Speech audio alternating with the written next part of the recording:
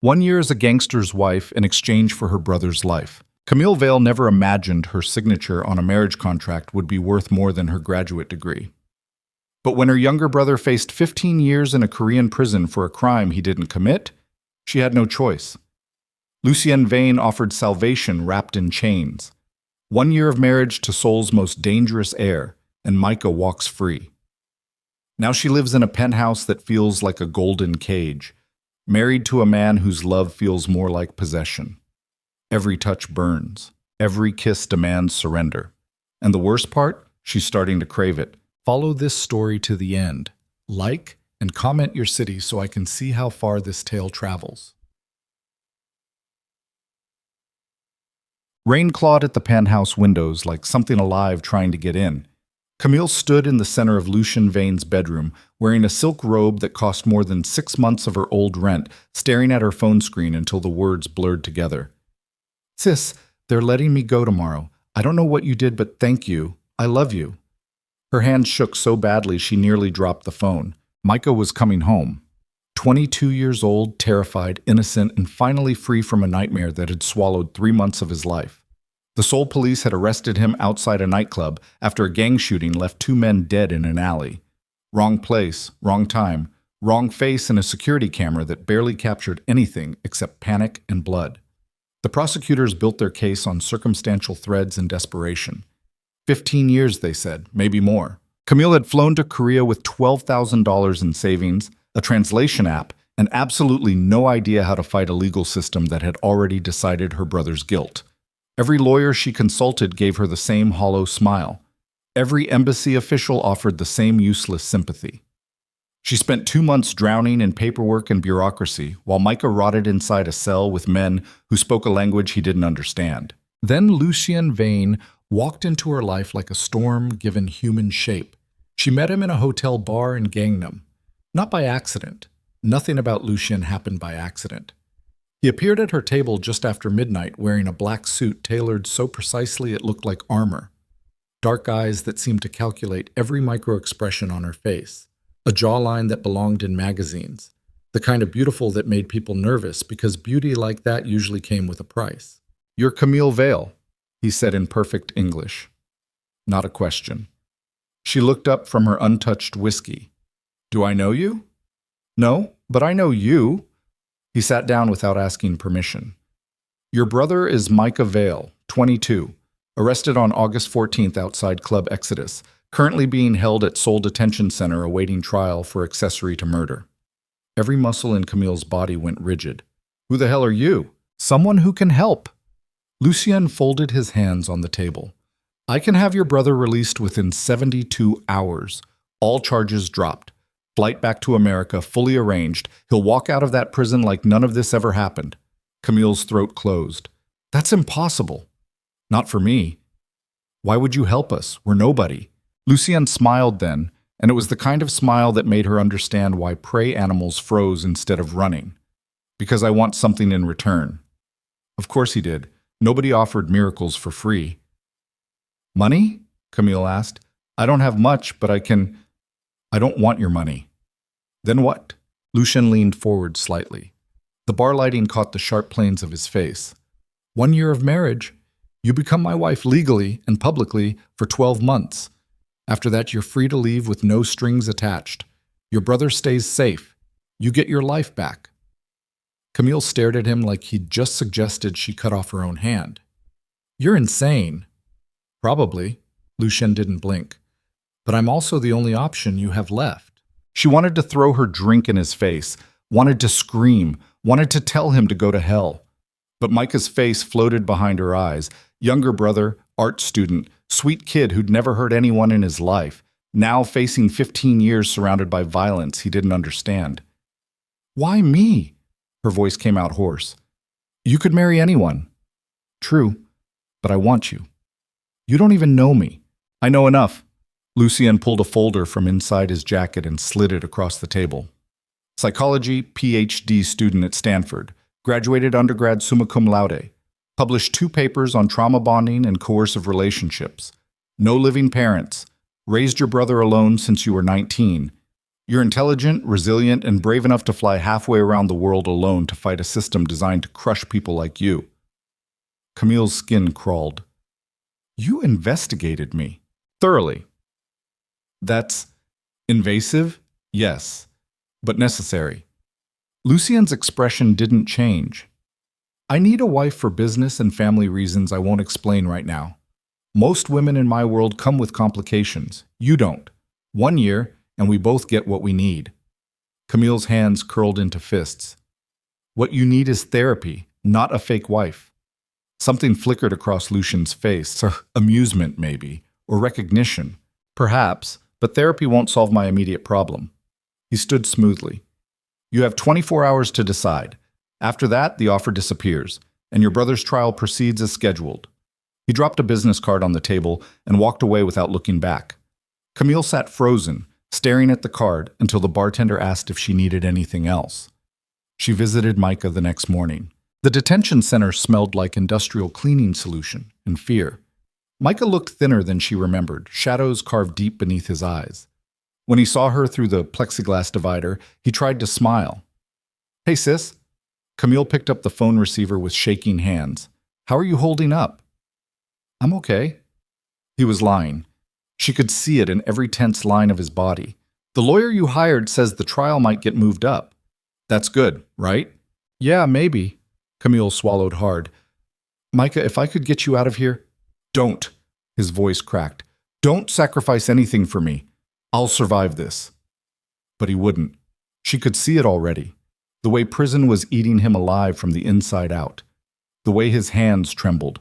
The way he flinched when a guard walked past. I love you, Camille whispered. Micah pressed his palm against the glass. I love you too. That night she called the number on Lucien's card. He answered on the first ring. Your decision? I have conditions. Name them. No sex. Camille forced the words out. This is a business arrangement. I'll play the role publicly, but privately we maintain boundaries. Silence stretched across the line. Agreed, Lucien said finally. Anything else? After 1 year, I walk away clean. No harassment, no following me, no contact. Agreed. And Micah never finds out the real reason for this. As far as he knows, we met naturally and fell in love. Consider it done. Camille closed her eyes. When do we start? Tomorrow. I'll have a car pick you up at 9. The line went dead. Camille stood in her cramped hotel room staring at her reflection in the bathroom mirror, wondering what kind of person she'd have to become to survive the next 12 months. The wedding happened 72 hours later in a private office that smelled like leather and old money. No flowers, no music, no guests. Just a government official, 2 witnesses Camille had never met, and Lucien standing beside her in a charcoal suit that probably cost more than her entire wardrobe. The ceremony took 11 minutes. When the official pronounced them married, Lucien lifted her hand and pressed his mouth to her knuckles. His lips were warm, his eyes were unreadable. Welcome to the family, Mrs. Vane. The title felt like a collar snapping closed around her throat. Micah was released 6 hours later, just like Lucien promised. Camille watched through a car window as her brother walked out of the detention center into the sunlight, looking dazed and disbelieving. She wanted to run to him, throw her arms around him, sob with relief, but Lucien's hand rested on her knee, a gentle pressure that somehow felt like a command to stay. He'll fly out tomorrow morning, Lucien said quietly. First-class ticket to San Francisco. I've arranged a settlement payment for wrongful imprisonment, enough money that he won't have to work for a while. Camille's eyes burned. Thank you. Don't thank me yet. The penthouse felt like something from a magazine spread. All glass walls, minimalist furniture, and a view of Seoul that made the city look like scattered diamonds against black velvet. Camille stood in the center of the living room with her suitcase at her feet, trying not to hyperventilate. Lucien poured 2 glasses of wine and handed her one. Your room is down the hall, second door on the left. I've had some clothes prepared for you, but we'll arrange a proper wardrobe tomorrow. My room? Camille gripped the wine glass. Separate rooms? You asked for boundaries. I'm respecting them. Lucien sipped his wine, watching her over the rim. Though we'll need to share the master suite when we have guests. Appearances matter. Right, appearances. The word tasted bitter. There's a gala on Friday, Lucian continued. Seoul business community. You'll need to attend as my wife. We'll spend tomorrow preparing you. Preparing me? Teaching you how to navigate my world. He set down his glass. The people we'll interact with are dangerous in ways that won't be obvious until it's too late. You'll need to learn quickly. Camille's stomach twisted. What kind of business are you in? The kind your PhD research would probably categorize as organized crime with a corporate veneer. Lucian's bluntness was almost refreshing. My family controls import-export operations, real estate development, and several entertainment ventures that serve as fronts for less legal enterprises. I'm the heir. You're now my wife. That makes you a target. The wine suddenly tasted like acid. You didn't mention any of this before. Would it have changed your decision? Camille thought about Micah on that plane to San Francisco. Finally, safe. No. Then it doesn't matter. Lucien moved toward the windows. You'll have bodyguards whenever you leave the building. Driver at your disposal. Credit cards with no limit. Whatever you need. I need to finish my dissertation. You can work from here. I'll provide whatever resources you require. It should have sounded generous. Instead, it sounded like the walls closing in. Camille finished her wine in 3 long swallows. I'm going to bed. Camille. Lucian's voice stopped her at the hallway entrance. One more thing. She turned. The marriage is real in every legal sense. You have access to my accounts, my lawyers, my protection. If anyone threatens you, they threaten me. His dark eyes pinned her in place. I take threats very seriously. The way he said it made Camille's skin prickle with something between fear and fascination. She locked herself in the guest room and called Micah. I'm at the airport, her brother said, and she could hear him smiling. Camille, I don't understand what happened, but don't think about it. Just go home. Tears slid down her face. Get back to school. Live your life. What about you? I'm staying in Seoul for a while. Met someone. The lie came easier than it should have. His name is Lucien. Seriously? You met someone in the middle of all this? Life's weird sometimes. Micah laughed, and the sound was so pure it broke something inside her chest. I love you, sis. I love you too. After she hung up, Camille lay in the dark, listening to the city breathe 20 stories below, wondering what she'd really traded for her brother's freedom. The next morning, Lucien woke her at 7 with a knock on the door. We have appointments, he said through the wood. Camille stumbled into the bathroom and stared at herself in the mirror, dark circles under her eyes. Hair a mess. She looked like someone barely holding together. Perfect. She got dressed in yesterday's clothes and found Lucien waiting in the kitchen with coffee and something that might have been breakfast if breakfast cost $100. Not hungry, Camille muttered, reaching for the coffee. Eat anyway. Long day ahead. Lucien was already dressed in another immaculate suit, looking like he'd slept 12 hours instead of whatever fractured rest he'd actually gotten. The first stop was a boutique in Cheongdam-dong, where salespeople treated Lucien like royalty and Camille like an interesting acquisition. They pulled dresses, shoes, jewelry, accessories, building what one woman called a foundation wardrobe that apparently required 17 outfit changes in 4 hours. Camille stood on a platform while strangers measured every part of her body and spoke in rapid Korean. Lucien sat in a leather chair watching with the focus of someone studying a particularly complex problem. Too formal, he said, when they showed him a navy dress. She'll look like she's trying too hard. Too casual for a cream blouse. People will think I don't value her. Perfect for a black silk dress that hugged her body in ways that made Camille deeply uncomfortable. I can pick my own clothes, she said tightly. Not for Friday, you can't. Lucien stood and walked over, adjusting the dress strap with clinical efficiency. You're wearing art worth $50,000 to an event where everyone will judge me based on how well I've dressed my wife. This isn't about control, it's about survival. His hand lingered on her shoulder, warm through the silk. Camille met his eyes in the mirror. This is insane. Yes. His fingers slid away. But you'll get used to it. She didn't think that was true. The second stop was a salon where they dyed her hair with subtle highlights, shaped her eyebrows, did something to her nails that took 90 minutes. Camille sat through it feeling like a doll being assembled from spare parts. Tell me about your family, she said to Lucien, who sat nearby reading something on his phone. Why? Because I'm your wife now. Shouldn't I know basic things? Lucien looked up. My father is Victor Vane, 73. Built the family business from nothing. Expects absolute loyalty and gives nothing in return except disappointment. My mother left when I was 8. No siblings. No close friends. Anything else? The flatness in his voice made Camille's chest tighten.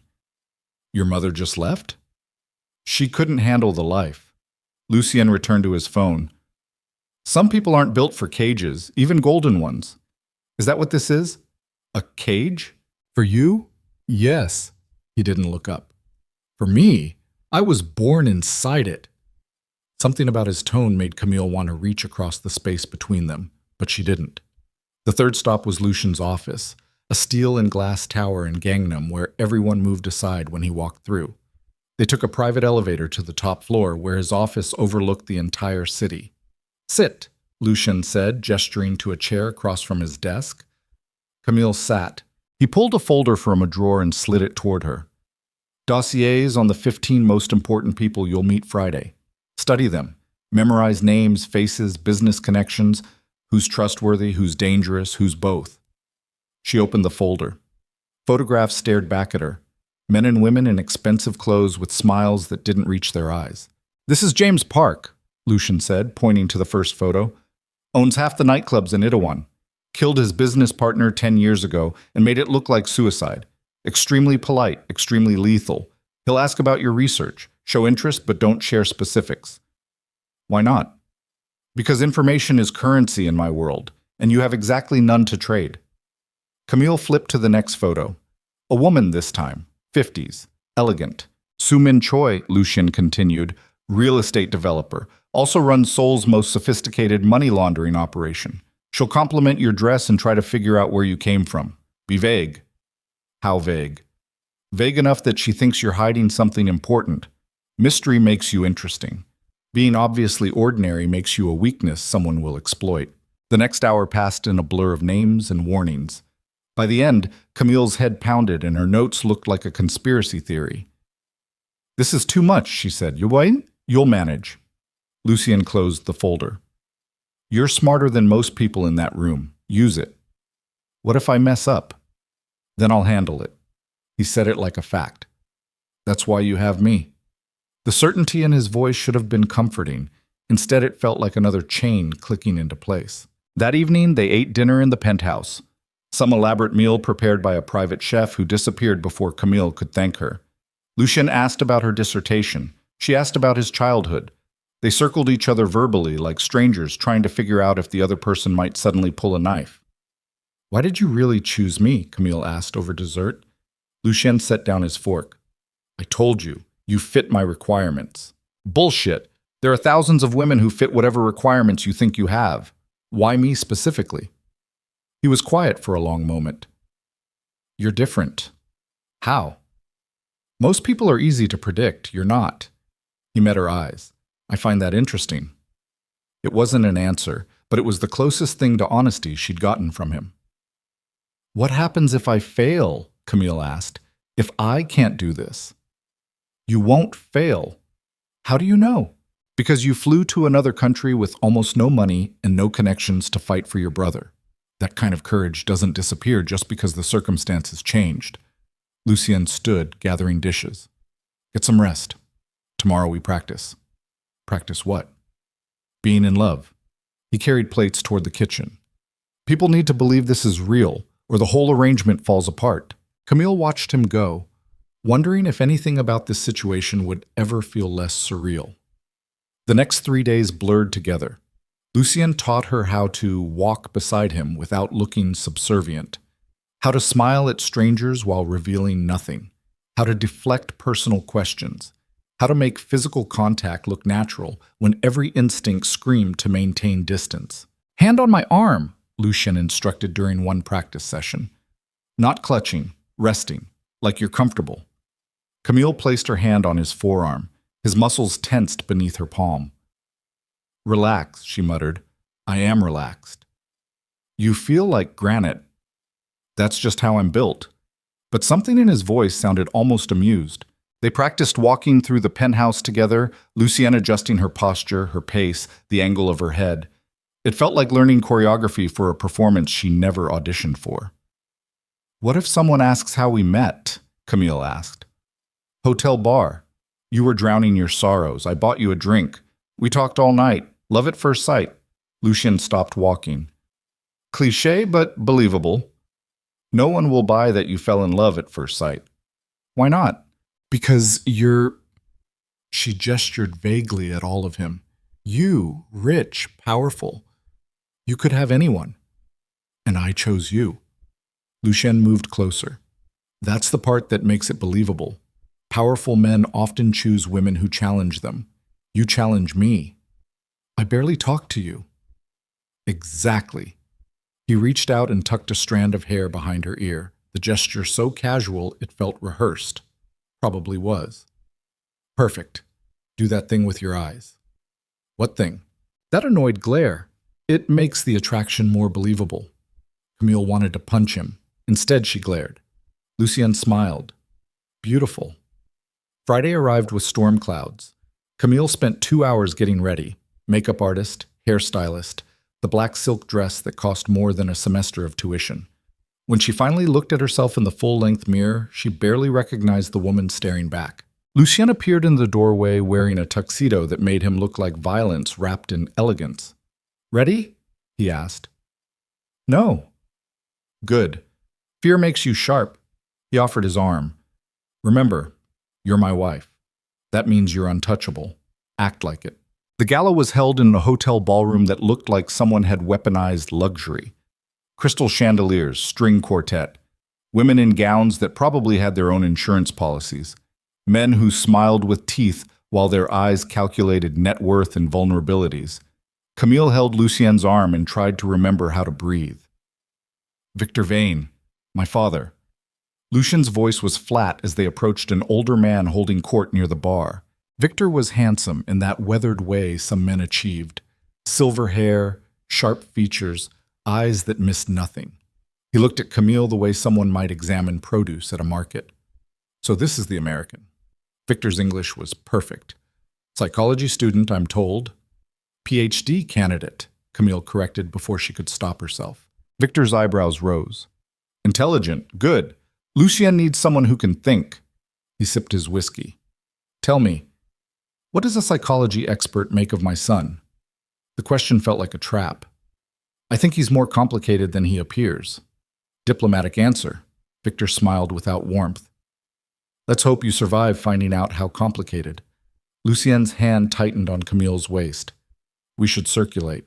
The next hour was a nightmare of introductions and careful conversations. James Park asked about her research with eyes that seemed to catalog every word. Soo Min Choi complimented her dress, while clearly trying to figure out where Camille fit in Seoul's power structure. Everyone smiled, everyone lied, everyone watched.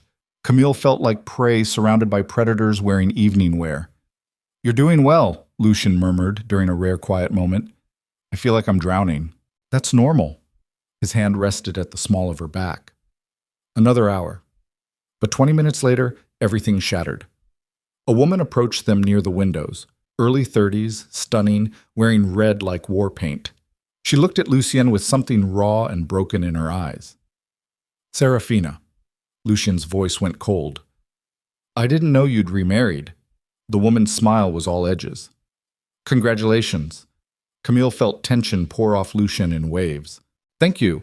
He was already trying to steer Camille away. "Enjoy your evening." But Serafina stepped closer, eyes locked on Camille. "Be careful. He'll love you until there's nothing left." "Serafina," warning in his tone now. "Ask him about the others," Serafina continued, voice rising.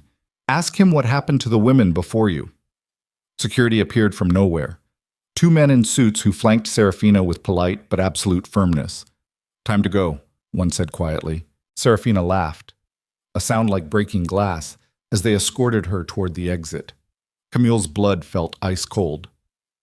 "Who was that?" "No one important." Lucien's jaw was carved from stone. "She knew you. She knew about—" "We're leaving." Not a suggestion. The car ride back to the penthouse was silent, except for rain hammering the windows. Lucien stared straight ahead, barely breathing. Camille's mind raced through the implications of that encounter, the woman's warning, the pain in her eyes. Ask him about the others.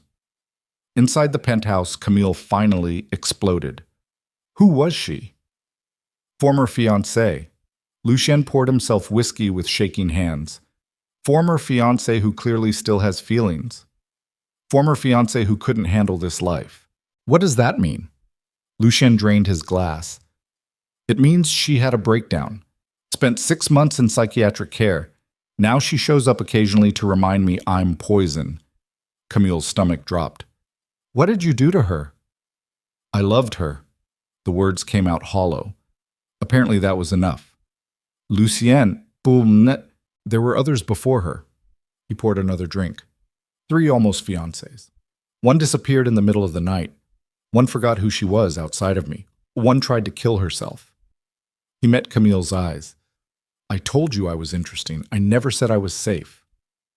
The room felt like it was shrinking. Why didn't you tell me this before? Would it have changed anything?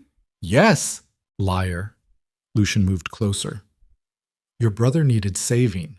I offered salvation. You would have signed that contract even if I told you I was the devil himself. He was right, and Camille hated him for it. What happened to them? She whispered. Really? I consumed them. Lucien's voice was eerily calm. Not intentionally, but when I love something, I don't know how to do it halfway. I suffocate, I obsess. I can't let go. He stopped inches away. You should be terrified of me. Camille's heart slammed against her ribs. I am. Good. He touched her face with heartbreaking gentleness. Maybe that will keep you alive. Then he walked away, disappearing into his bedroom and closing the door with a soft click that sounded like a death knell. Camille stood alone in the vast living room, still wearing the dress that marked her as property, wondering what she'd really married. Her phone buzzed. Micah. Sis, I got accepted into the graduate program. Starting next month. I can't believe everything is finally working out. Camille stared at the message until tears blurred the words. Outside, Seoul glittered like broken promises. Inside, she could hear Lucien moving around in his room. Restless, sleepless, dangerous. 1 year. 365 days inside a golden cage with a man who destroyed everyone he touched. Camille locked herself in her room and tried to convince herself she'd survive. But Serafina's warning echoed in her mind like a prophecy. He'll love you until there's nothing left. And somewhere in the dark, Camille realized with dawning horror that the most terrifying part wasn't what Lucien might do to her. It was that some broken part of her wanted to find out. Camille woke to silence so complete it felt wrong. No traffic sounds, no voices, just the hum of climate control and her own heartbeat drilling against her eardrums. She lay in the guest room bed, staring at the ceiling, watching dawn light crawl across white paint like something trying to escape. 3 weeks had passed since the gala. 3 weeks of existing in the same space as Lucien while maintaining careful distance. They orbited each other like planets, close enough to feel the gravitational pull, far enough to avoid collision. Most days followed a pattern. Lucien left early for meetings she didn't ask about. She worked on her dissertation in the library he'd built for her. Floor-to-ceiling windows, leather chairs, every psychology text she could possibly need. They ate dinner together when he was home, conversations polite and hollow. Then they retreated to separate rooms. It should have been manageable. It wasn't, because Lucien was everywhere even when he was gone. His cologne lingered in hallways. His coffee cup sat in the sink each morning. His voice carried through walls when he took late-night phone calls in Korean, tone shifting between cold authority and something that sounded almost vulnerable. And Camille found herself listening. Worse, she found herself watching him when they were together. The way he rolled his sleeves when he was tired. The way his jaw tightened when someone said something that irritated him. The small scar above his left eyebrow she'd never noticed before. She hated that she noticed. The morning of week 3, Camille walked into the kitchen and found Lucien already there, leaning against the counter in a white shirt unbuttoned at the throat, reading something on his tablet. Dark circles shadowed his eyes. Coffee's fresh, he said, without looking up. Camille poured herself a cup. You look like you didn't sleep. Astute observation. He set down the tablet. My father wants you at dinner tonight. Her stomach clenched. Why? Because you're my wife, and he's decided it's time to evaluate whether you're an asset or a liability. Lucian's voice was flat. 7 o'clock. Dress formally.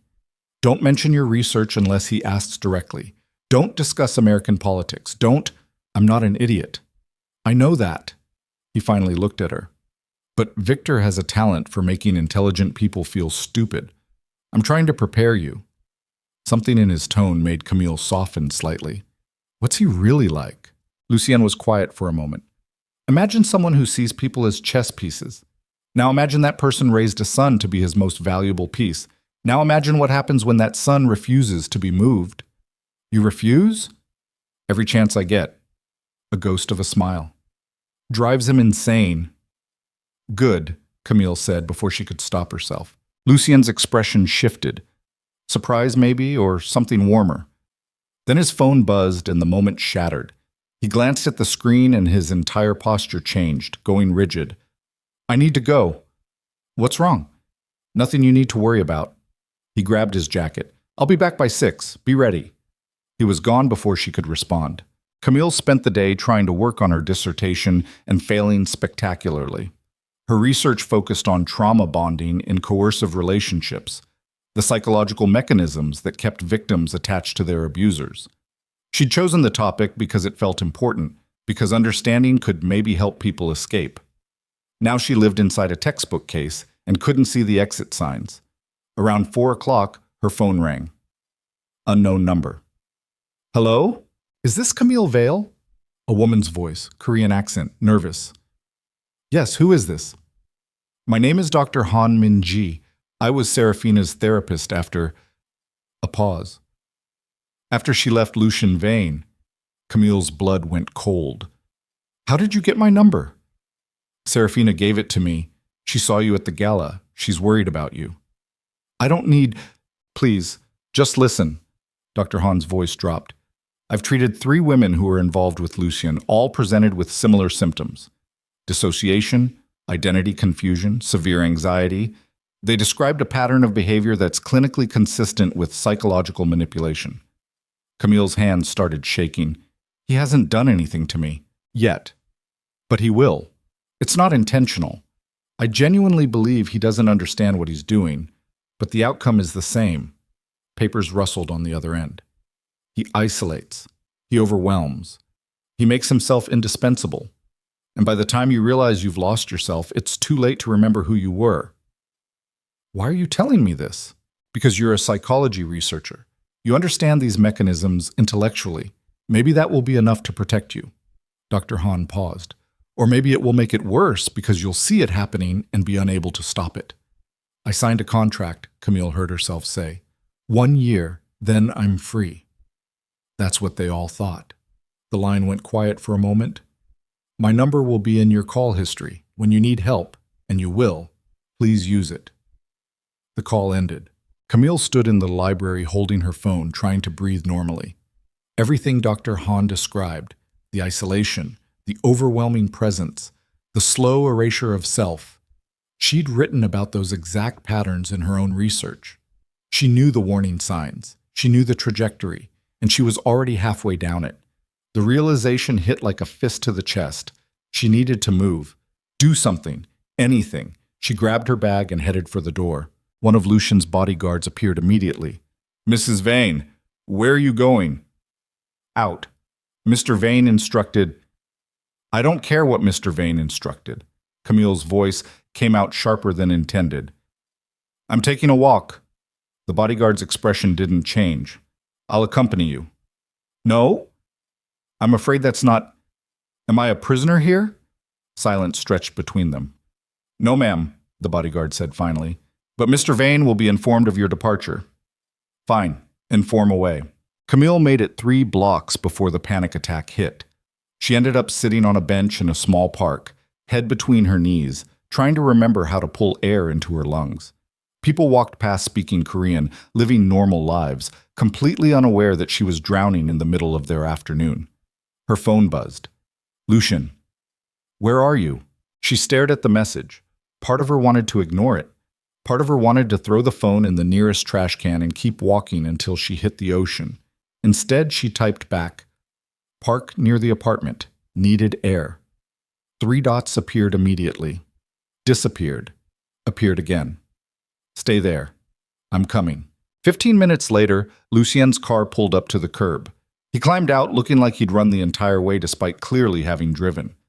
His shirt was wrinkled. His hair was a mess. When he saw her sitting on the bench, something in his face cracked open. "Are you hurt?"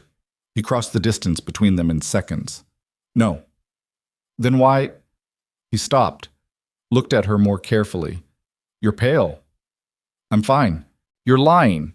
Lucian sat down beside her, close but not touching. "What happened?" Camille wanted to tell him about the phone call, about Dr. Han's warnings, about the growing fear that she was losing pieces of herself she'd never get back. Instead, she heard herself say, "Do you even know what you do to people?" Lucien went very still. "What?" "The women before me. Serafina. The others." Camille turned to face him. "Do you understand what you did to them?" "I loved them." "That's not love. That's consumption." "I know." His voice was barely above a whisper. "I've always known." The admission hit harder than anger would have. "Then why do you keep doing it?" Camille asked. Lucian stared at his hands. "Because I don't know how to stop. Because when I care about something, I hold on until my hands bleed. Because my father raised me to believe that letting go is weakness." He looked at her finally. "Because I'm terrified that if I loosen my grip for even a second, everything I love will disappear." "So you crush it instead?" "Yes." No hesitation, no excuse. Camille should have run. Should have called Dr. Han right there. Should have demanded Lucien let her walk away from the contract immediately. Instead, she said, "We should get ready for dinner." Something flickered across Lucien's face. Relief, maybe, or disappointment that she wasn't leaving. "Camille, I'm not having this conversation in a public park." She stood. "Let's go." The ride back was silent. But when Lucien's hand rested on the seat between them, Camille didn't move away. Victor Vane's house looked like a fortress pretending to be a home. High walls, security cameras, guards stationed at intervals that suggested military training. Lucien guided Camille through the entrance with his hand at the small of her back, that familiar protective gesture that felt more like ownership every time. "Remember," he murmured as they approached the dining room, "don't engage if he baits you. He's testing." "Testing for what?" "Weakness." The dining room was all dark wood and expensive art. Victor sat at the head of the table wearing a suit despite being in his own home. A woman Camille didn't recognize sat to his right, mid-40s, beautiful in a cold way, watching Camille with predatory interest. "My son, and his American wife." Victor gestured to chairs. "Please, sit." Lucian pulled out Camille's chair before sitting beside her, close enough that their shoulders touched. "This is Elena," Victor continued, nodding toward the woman. "She handles our European operations." Elena smiled with too many teeth. "Charmed." Dinner appeared. Course after course of food Camille couldn't identify and barely tasted. Victor dominated conversation, asking pointed questions about her background, her research, her family. Each question felt like a scalpel looking for something to cut. "Your brother," Victor said over the main course.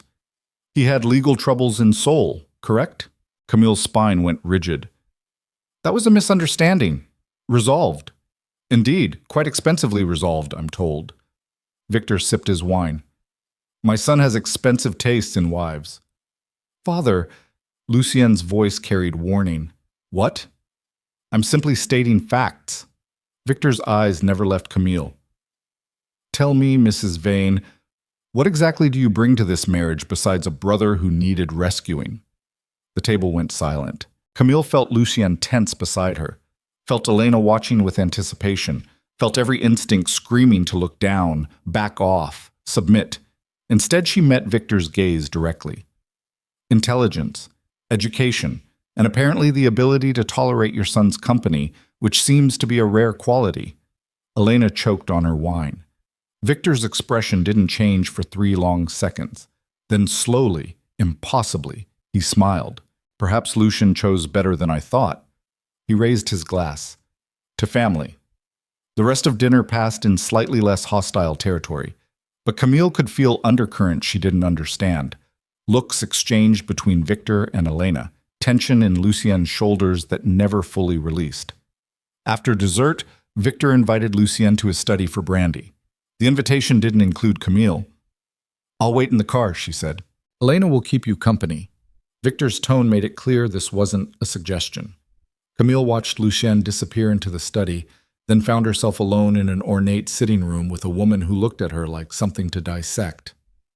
"You're braver than the others," Elena said, lighting a cigarette despite being indoors. "Or more foolish. I haven't decided." "Others?" "The previous fiancés, they all had that same wide-eyed terror. You just have," she gestured vaguely, "resignation maybe, or determination?" Camille didn't respond. "He told you about them, didn't he?" Elena continued. "The ones who didn't survive him. That's good. At least you know what you're dealing with." "Why do you care?" "I don't." Elena blew smoke toward the ceiling. "But I've known Lucien since he was 12 years old, watched him grow into his father's shadow, watched him destroy everything he touched while hating himself for it." She stubbed out her cigarette. "I'm curious if you'll be the one who breaks the pattern, or if you'll just be another casualty." "What pattern?" "The vain men love like fire. Beautiful, consuming, deadly." Elena stood. "Victor destroyed Lucien's mother. Lucien destroys everyone who gets close. It's generational trauma masquerading as devotion." Before Camille could respond, the study door opened. Lucien emerged looking like he'd aged 5 years in 30 minutes. His jaw was clenched so tight she could see muscles jumping. "We're leaving," he said flatly. Victor appeared behind him. "So soon?" "Yes." Lucien took Camille's arm. "Thank you for dinner." They were in the car before Camille could say goodbye. Lucien drove instead of using the driver. Drove too fast, hands white-knuckled on the steering wheel, jaw locked in fury. Rain started falling halfway back to the penthouse, turning Seoul into a blur of neon and water. "What happened?" Camille finally asked. "Nothing." "Lucien, he wants me to end the marriage." The words came out like broken glass. "Says you're a liability, too independent, too American, wrong background. He's offering money to make you disappear." Camille's blood turned to ice. "What did you say?" "I told him to go to hell." Lucien's voice was shaking. "I told him if he touched you, contract or not, I'd burn his empire to the ground." "Why?" The question seemed to catch him off guard. He pulled the car over abruptly, parking in some random spot overlooking the Han River. Rain hammered the roof. The city glowed through water-streaked windows. "Because you're mine," Lucien said finally. "Because I signed that contract same as you. Because—" He stopped, started again. "Because despite everything I know about myself, despite every warning sign, I can't stand the thought of you leaving." Camille's heart was doing something complicated and painful. "That's not an answer. It's the only one I have." He turned to face her. "I know what I am. I know what I do to people. But with you, it's different." "How?" "You fight back." His voice cracked slightly. "Every other woman I've been with eventually just folded. Became whatever I wanted them to be. But you push. You challenge. You won't disappear. Is that why you wanted me? Because I'm difficult?" "I wanted you because looking at you makes me feel less like my father." Lucien reached out slowly, giving her time to pull away. When she didn't, he touched her face with heartbreaking gentleness. "You make me want to be different. I don't know if I can be, but you make me want to try." Camille should have recognized the manipulation. Should have seen the pattern Dr. Han warned about. Should have understood this was exactly how trauma bonding worked. The cycle of intensity and vulnerability that kept victims attached. But understanding didn't make her immune. "I got a call today," she heard herself say. "From Serafina's therapist." Lucien's hand dropped. "What did she tell you?" "That you're dangerous. That you'll destroy me the same way you destroyed them. That I should run while I still can." "She's right." "I know." Camille swallowed hard. "But I signed a contract, 1 year. I keep my promises." Even if it costs you everything? Even then. Lucien stared at her like he was trying to memorize her face. Then slowly, giving her every chance to stop him, he leaned forward and pressed his forehead against hers. "I'm going to hurt you," he whispered. "Not because I want to, but because I don't know how to love without consuming." "Then learn." "What if I can't?" "Then I'll survive anyway." Camille's hands were shaking. "But you have to try. Actually try, not just say the words." "How?" "Therapy. Real therapy. Not just talking to me. Professional help." Lucien pulled back slightly. "You want me to see a therapist?" "Yes." "My father would—" "I don't care what your father would think." Camille's voice was stronger now. "If you want this marriage to work, even just for the contract year, you need help. We both do." The silence stretched. Then Lucien nodded once. "Okay. Okay. I'll find someone." He started the car again. "On one condition." "What?" "You tell me the truth. Always. Even when it's ugly. Even when you think it will hurt me." His eyes met hers. "I need to know when I'm suffocating you, because I won't see it on my own." It was the most honest thing he'd said to her. "Deal," Camille whispered. They drove back to the penthouse through rain that felt like the city was trying to wash them both clean. The next morning, Lucien was gone before dawn, but he left a note on the kitchen counter in handwriting that looked like controlled violence. "First therapy appointment scheduled for Wednesday. Found someone who specializes in attachment disorders. Also canceled the surveillance in your bedroom. I had cameras removed last night. You deserve privacy." Camille stared at the note until the words blurred. She called Micah. "Hey, sis." His voice was bright. "How's married life?" "Complicated." She poured coffee with shaking hands. "How's school?" "Amazing. I got into Professor Chen's advanced seminar, starting next week." He paused. "Camille, are you really okay? You sound weird." "I'm fine, just tired." "Is Lucien treating you well?" The question made her chest tight. "He's trying." "That's a weird answer. It's a weird situation." She changed subjects quickly. "Tell me about the seminar." They talked for 20 minutes about nothing important, but hearing Micah's voice, happy, safe, free, reminded Camille why she'd made this choice in the first place. After she hung up, she found herself walking through the penthouse with new eyes. Lucien had removed the cameras from her bedroom. He'd scheduled therapy. He was trying. But trying didn't erase the past. Didn't erase Serafina's broken expression. Didn't erase Dr. Han's warnings. Didn't erase the fact that Camille was slowly becoming dependent on a man who'd destroyed everyone before her. She spent the day working on her dissertation, writing about trauma bonding with shaking hands, seeing her own situation reflected in every paragraph. Around 3 in the afternoon, the penthouse door opened. Lucien walked in looking like he'd been through war. His shirt was torn at the shoulder. Blood stained his knuckles. His lip was split. What happened? Camille was across the room before conscious thought caught up. Business meeting, that got complicated. He tried to wave her off.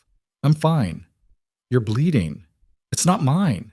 That should have horrified her. Instead, she heard herself say, "Sit down." She cleaned his knuckles with water and antiseptic while Lucien sat perfectly still, watching her face like he was memorizing something fleeting. "This is what my life looks like," he said quietly. "Violence. Blood. Problems solved with fists or worse. You shouldn't have to see it. I'm not some delicate flower." Camille pressed gauze to his worst cut. "Stop protecting me from reality. What if reality is uglier than you think you can handle? Then I'll handle it anyway." She met his eyes. "I grew up raising a kid on minimum wage and food stamps. I put myself through school while working 3 jobs. I flew to another country alone to fight a corrupt system. I'm stronger than you think." Something shifted in Lucien's expression. "I know you are. That's what terrifies me." "Why?" "Because strong people leave." His voice cracked. "My mother was strong. She left. Every woman I've loved was strong until I broke them. But you," he touched her wrist gently, "you're strong enough to survive me, which means eventually you'll be strong enough to leave." Camille's throat closed. "The contract. Forget the contract." Lucien stood abruptly. "I don't want you here because of a piece of paper. I want you here because you choose it. I don't know if I can give you that. I know. He moved toward his bedroom. But I'm asking anyway. He disappeared before she could respond. That night, Camille couldn't sleep. She lay in bed listening to Lucien pace in his room, restless footsteps like a caged animal. Around 2 a.m, she heard him leave the penthouse. She should have stayed in bed. Instead, she got up, got dressed, and followed. The bodyguard stationed outside tried to stop her. Mrs. Vane, it's not safe. Where did he go? The guard hesitated. I can't. Tell me or I'll walk out into Seoul alone at 2 a.m. and see what happens. The underground club in Itaewon, the one owned by James Park. Camille grabbed her coat. The club was exactly what she expected. Dark, loud, smelling like expensive alcohol and poor decisions. She pushed through crowds of people until she spotted Lucien at the bar, hunched over a glass of something amber. He looked up when she sat down beside him. No surprise in his expression, just resignation. How did you find me? Your guard talked. Camille signaled the bartender. Why are you here? Trying to outrun my own thoughts. He drained his glass. Not working. What happened today? Really? Lucien was quiet for a long moment. Then, my father sent men to test you. See if you were strong enough to handle this world. They followed you to that park. Planned to scare you. Make you run. Camille's blood went cold. What? I found out an hour later. Went to have a conversation with the men he sent. Lucien's voice was flat. The blood on my hands was theirs. You beat them because they followed me? I beat them because they terrified my wife. He looked at her finally. Because the thought of you being scared made me lose my mind. That's not normal, healthy, proportionate? Lucien laughed bitterly. I know, but I can't seem to help it. Camille should have been horrified, should have seen this as the ultimate red flag, should have walked out and never looked back. Instead, she found herself understanding. Your father is dangerous, she said. He's trying to break you, break us. Lucien's jaw clenched. He thinks if he applies enough pressure, you'll leave and I'll come crawling back to him. Will you? Never. The word came out like a vow. I'd rather burn everything to the ground. The intensity in his voice sent chills down Camille's spine. They sat in silence while music pounded around them. Then Lucien stood and offered his hand. Dance with me. I don't. Please. Camille took his hand. On the crowded dance floor, surrounded by strangers, Lucien pulled her close, one hand at her waist, the other cradling her neck. They swayed slowly despite the fast tempo, creating their own rhythm. I'm trying, he said against her hair. I know it doesn't look like it, but I'm trying not to be him. I know. Do you? Camille pulled back enough to see his face. Yes, but trying isn't enough. You need to actually change. What if I can't? Then I'll leave when the year is up. The truth hurt to say. Contract or not, I won't let you destroy me. Lucien looked like she'd stabbed him, but he nodded. Fair. They danced until the music changed, until the crowd thinned, until Seoul started waking up outside. In the car ride home, Lucien's hand found hers in the dark. Camille didn't pull away. They were playing with fire. She knew that. Knew every choice she made dragged her deeper into his orbit. Knew Dr. Han was right about the pattern, but knowing didn't make her immune. The next week passed in careful détente. Lucien went to his first therapy appointment and came back looking like he'd been flayed alive. He didn't talk about it. Camille didn't push. They fell into new routines. Morning coffee together, dinners where they actually talked, small touches that lasted longer than necessary. It felt almost normal. That should have been her first warning. On Thursday night, Camille woke to voices in the living room. Lucien speaking Korean in tones that ranged from cold to furious. She crept to her door and listened.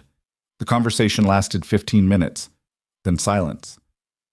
She opened her door to find Lucien standing in the dark hallway, phone still in his hand, looking destroyed. What happened? My father knows about therapy. His voice was hollow. He's threatening to cut me out of the business. Says I'm weak, compromised. Let him. Lucien looked at her like she'd suggested he cut off his own arm. You don't understand. The business is everything. It's my inheritance, my identity, your cage. Camille moved closer. You said you wanted to be different from him. This is how you walk away. I can't just, yes, you can. She took his face in her hands, forcing him to look at her. You're 28 years old, brilliant, wealthy in your own right. You don't need his empire. You need freedom from it. He'll destroy us both. Then we'll survive together. The words hung in the air between them, heavier than either expected. Lucien kissed her. Not calculated, not strategic, just desperate and raw and real. Camille kissed him back. They stumbled into his bedroom, still tangled together, months of tension finally breaking. His hands shook as he touched her. Her breath came in gasps. They pulled at clothes and skin and boundaries that should have stayed intact. Wait.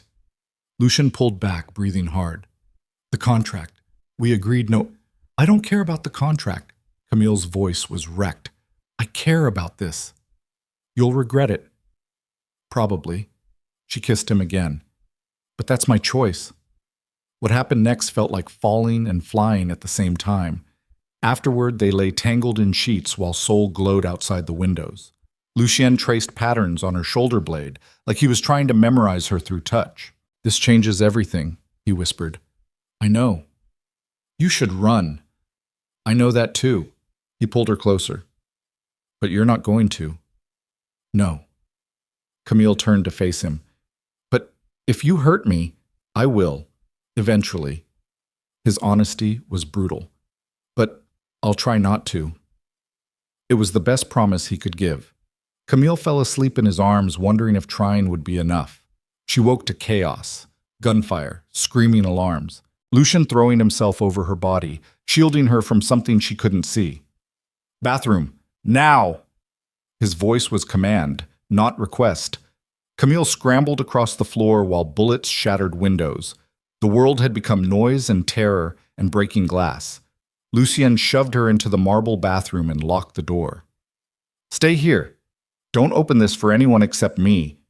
Lucien, but he was already gone. Camille crouched into the bathtub, hands over her ears, trying to remember how to breathe. Minutes passed like hours. The gunfire finally stopped. The silence that followed was somehow worse. Then the bathroom door exploded inward. A masked man grabbed her arm violently, yanking her to her feet. You're coming with us. Camille fought, kicked, screamed. Then the man's head erupted in blood and brain matter. He collapsed at her feet, dead before he hit the marble. Lucien stood in the ruined doorway holding a pistol, smoke curling from the barrel. He wore only pants, torso bare and spattered with blood that might or might not be his. But it was his eyes that stopped her heart. No warmth, no humanity, just cold, lethal calculation. This was who he really was. Not the man who tried therapy. Not the man who held her while she slept. This was the heir to the vain empire. A man raised to kill. Look at me. Lucien crossed to her, stepping over the corpse like it was furniture. Only me. He touched her face with blood-stained hands. Are you hurt? Camille couldn't speak, couldn't breathe, couldn't process what she'd just seen. Lucien holstered his weapon and lifted her like she weighed nothing. Carried her through hallways littered with bodies, from some wearing masks, some wearing the suits of his security team. The penthouse was destroyed. Bullet holes, shattered glass, blood on white walls. He carried her down hidden stairs into an underground safe room she hadn't known existed. Steel door, emergency lights, supplies stacked against walls. Lucien set her down gently on a cot and knelt in front of her. Breathe, he said softly. In through your nose, out through your mouth. Come on, Camille, breathe with me. She focused on his voice, his face, the steady rhythm he was demonstrating. Slowly, her lungs started working again. What happened? Her voice came out hoarse. Rival family. They wanted leverage against my father. Lucien's jaw clenched. They thought taking you would give them that. Did you kill them? Some. My security killed the rest. How many? Does it matter? Yes. 12. No hesitation, no regret. Camille stared at him. This man who held her gently while casually discussing a dozen deaths. This man who kissed her like she was precious while covered in someone else's blood. "This is who I am," Lucian said quietly. "Violence, death, obsession. I would burn entire cities before letting someone take you from me." The words should have terrified her. Instead, Camille grabbed his face and kissed him with desperate force. Because she'd just faced death. Because he'd killed to protect her. Because some broken part of her understood that in his world, this was love. Lucian kissed her back like a dying man finding oxygen. And in that underground room, surrounded by emergency rations and steel walls, everything Camille thought she knew about herself shattered completely. Because she didn't want to run, didn't want freedom, wanted to stay in the arms of the monster who'd just murdered 12 people to keep her safe. And that terrified her more than anything else ever had. They stayed in the safe room for 6 hours while Lucien's security team cleared the penthouse above. Camille sat on the cot with a blanket wrapped around her shoulders, watching Lucien pace like a caged predator. He'd cleaned the blood off, but still wore only pants, muscles coiled tight beneath skin that looked too pale in the fluorescent lighting. His phone rang constantly. He answered in clipped Korean, voice shifting between cold authority and barely controlled rage. Each call seemed to wind him tighter. Around dawn, he finally sat down beside her. "It's safe to go up now." Camille didn't move. "Who were they?" "The Choi family, Sumin's organization." Lucien's jaw clenched. "Apparently my father's been at war with them for months. Nobody thought to mention it to me." "Why would they come after me?" "Because hurting you hurts me, and hurting me weakens my father." He stood abruptly. "This is the world I live in. The world you're trapped in now because I was selfish enough to drag you into it. You didn't drag me. I chose this. To save your brother, not to become a target." Camille pulled the blanket tighter. "What happens now?" "Now we deal with the aftermath." Lucien offered his hand. "Come on. We need to move to a secure location until I can figure out our next step." The penthouse looked like a war zone. Cleanup crews worked silently, replacing windows, scrubbing blood from marble, removing bullet-riddled furniture. Camille tried not to look at the stains on the walls, tried not to imagine what had happened in each spot. She packed a bag with shaking hands while Lucien made more phone calls. 20 minutes later, they were in an armored car heading to a location he wouldn't name. The safe house turned out to be a compound in the mountains outside Seoul.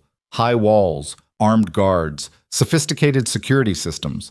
Remote enough that the nearest neighbor was miles away. Isolated enough that screaming wouldn't carry.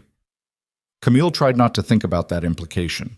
The main house was smaller than the penthouse, but just as luxurious. Floor-to-ceiling windows overlooking pine forests. Minimalist furniture. Everything designed for comfort and control. "How long do we stay here?" Camille asked, setting down her bag. "Until it's safe." Lucien moved to the windows, staring out at the trees.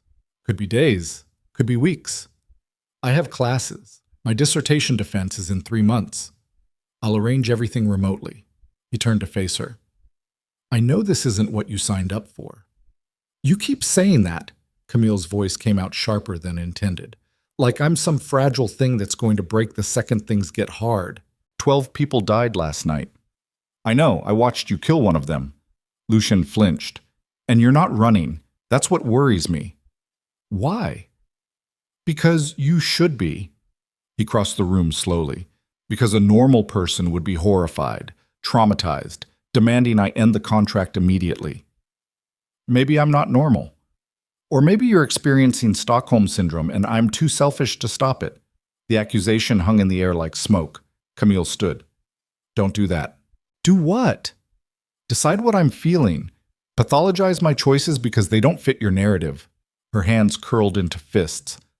"I'm a psychology PhD candidate. I understand trauma bonding. I understand coercive control. And I'm choosing to stay anyway." "Why?" "Because despite everything you are, despite every warning sign, She stopped. The words caught in her throat. Lucien moved closer. "You what?" Camille couldn't say it. Couldn't admit the truth out loud because once she did, there was no taking it back. Instead, she kissed him.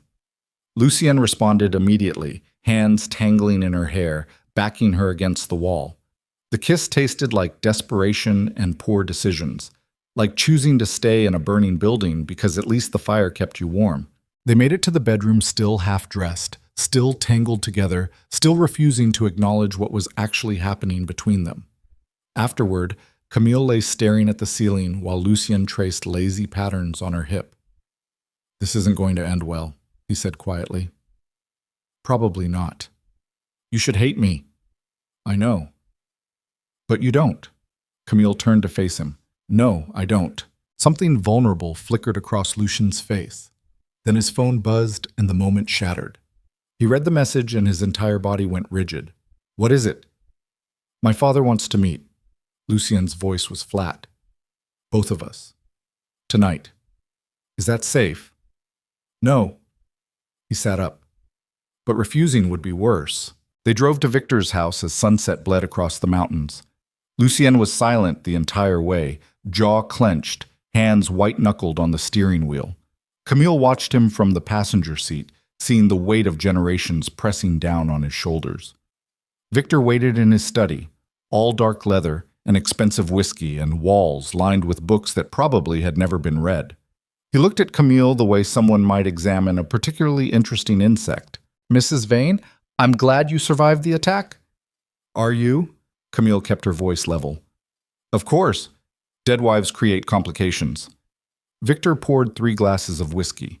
"Sit, both of you." Lucien remained standing. "What do you want, Father?" "To discuss your future.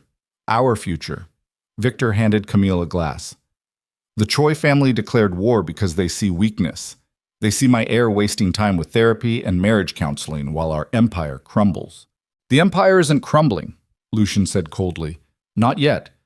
But it will if you continue down this path." Victor's eyes were ice. "You're distracted, compromised, more concerned with protecting one woman than maintaining our position." "Maybe I have different priorities than you." "Clearly." Victor turned to Camille. "Tell me, Mrs. Vane, what exactly do you think you're accomplishing here?" The question felt like a trap. "I don't understand. My son has always been intense in his attachments, but you're the first woman who's made him actively weak." Victor sipped his whiskey. "The others at least knew their place. You seem to think you can change him." "I don't want to change him." "Liar." The word was almost gentle. "You want him to be something he's not, something softer, something human. But the Vane men aren't built that way." "Maybe that's the problem," Camille said before she could stop herself. Silence descended like a guillotine blade.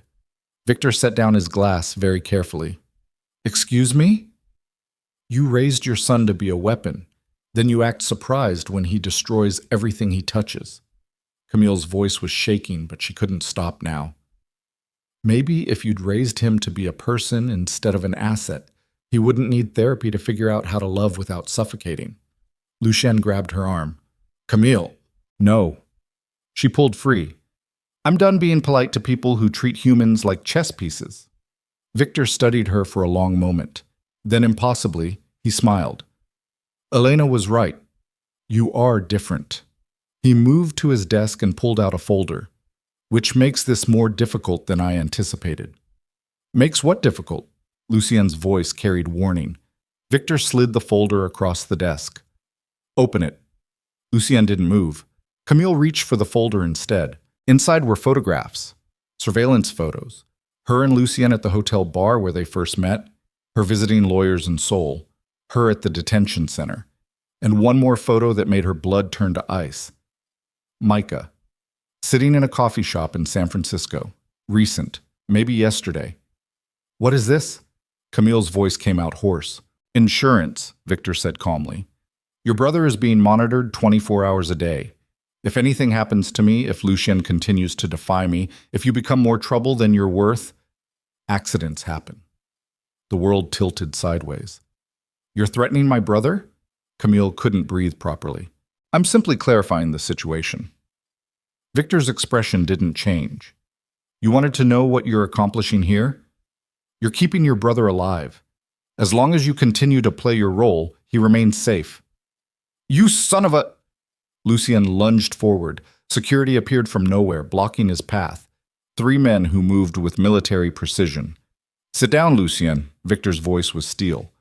"Or your wife's brother dies tonight." Lucien froze. Pure rage contorted his features into something inhuman. Camille stood slowly, legs shaking. What role exactly are you talking about? The compliant wife. The woman who doesn't make my son weak. Victor walked around his desk. You will stop encouraging therapy. Stop questioning our business. Stop trying to make Lucien into something he's not. You will be decorative, silent, and forgettable. And if I refuse, then Micah Vale dies in what will appear to be a very tragic mugging. Victor's tone was conversational. San Francisco is such a dangerous city. Camille felt something break inside her chest. You're a monster. I'm a businessman who understands leverage. Victor picked up his whiskey. The question is whether you understand it too. Father, Lucian's voice was barely controlled. If you touch her brother, you'll what? Kill me? Victor laughed. You're my son, my heir, my greatest creation. You wouldn't survive the guilt. Try me. The threat hung in the air between them like a loaded gun. Victor's expression finally shifted, something that might have been disappointment or pride. You really would, wouldn't you? For her. Yes. Then she's more dangerous than I thought. Victor moved back to his desk. Which means we need a new arrangement. He pulled out a document, set it in front of Camille. This is an amendment to your marriage contract. You will sign it tonight. It gives me legal authority over both you and your brother in the event of, let's call them behavioral issues. Camille stared at the paper. Legal jargon that essentially made her Victor's property. I won't sign that. Then your brother dies. Victor checked his watch. You have 60 seconds to decide. Don't do this, Lucien said to his father. Please, I'll do whatever you want. Just leave them alone. What I want is for you to stop being weak, and she makes you weak. Victor's eyes never left Camille. 40 seconds. Camille's mind raced. Every psychology principle she'd ever studied, every case of coercive control, every warning about giving abusers more power. She looked at Lucien, saw the anguish in his face, the helplessness, saw the man she'd stupidly fallen for being crushed under his father's thumb. 20 seconds. Her hand reached for the pen. Camille, no. Lucien moved forward. Security grabbed him, held him back while he fought against them with animal desperation. Camille signed the document with shaking hands. Victor smiled. Excellent decision. The security released Lucien. He stumbled forward, grabbing the document, staring at her signature like it was a death warrant. Get out, Victor said pleasantly. Both of you. And remember, I'm watching. The drive back to the safe house was silent, except for Lucien's ragged breathing. He drove too fast, knuckles white, jaw clenched so tight, Camille thought his teeth might crack. Inside the house, he finally exploded. Why did you sign it? He threw his keys across the room. Why did you give him that kind of power? Because he was going to kill Micah. I would have stopped him. How? Camille's voice cracked. He had 3 armed men in that room.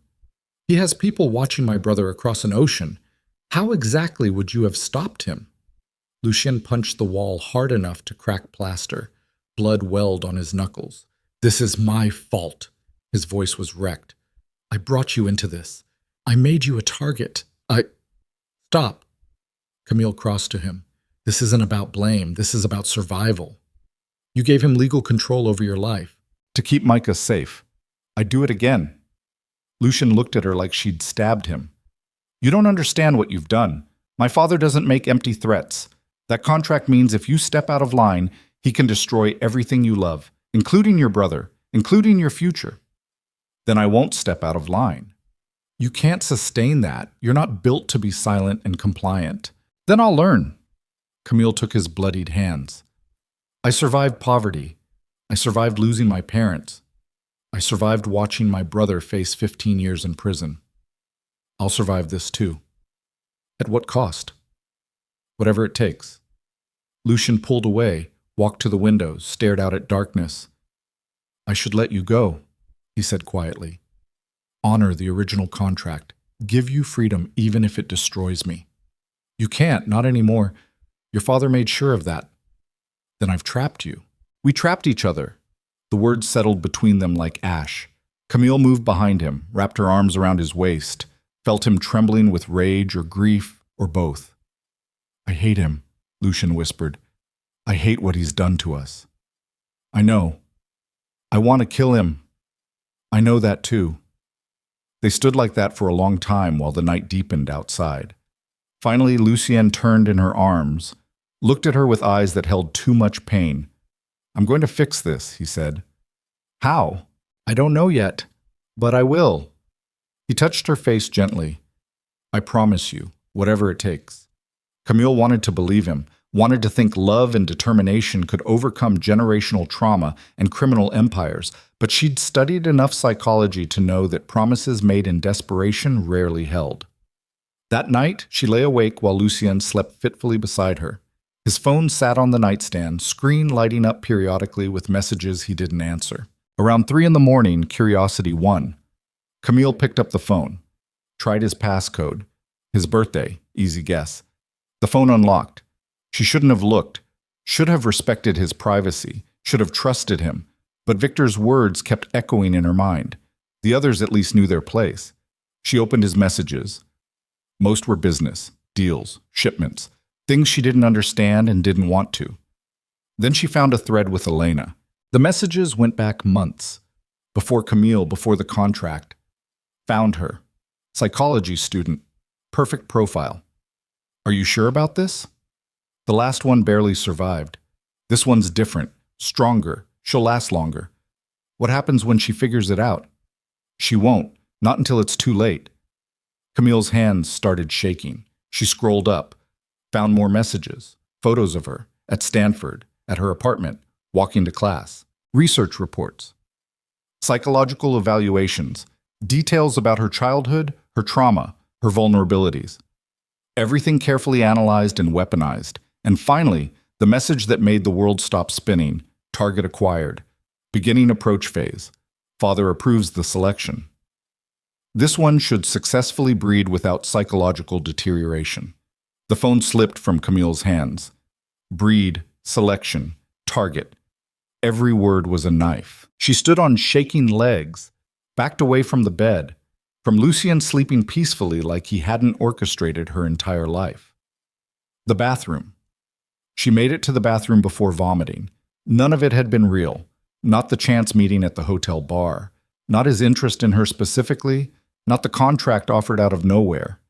He'd been hunting her for months, studying her, choosing her like livestock, and she'd fallen for every second of it. Camille splashed water on her face with shaking hands, looked at herself in the mirror, saw a woman who'd been played so perfectly she never stood a chance. When she came out of the bathroom, Lucien was awake.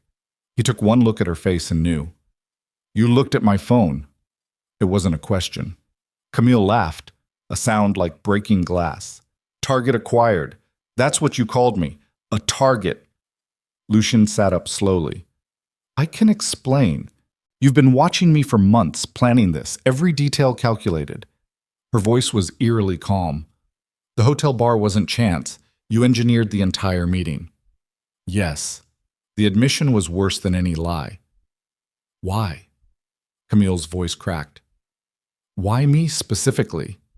Lucien stood, moved toward her carefully like approaching a wounded animal. Because you fit the profile. Strong enough to survive my world. Damaged enough to understand trauma. Intelligent enough to be interesting. Desperate enough to accept the contract.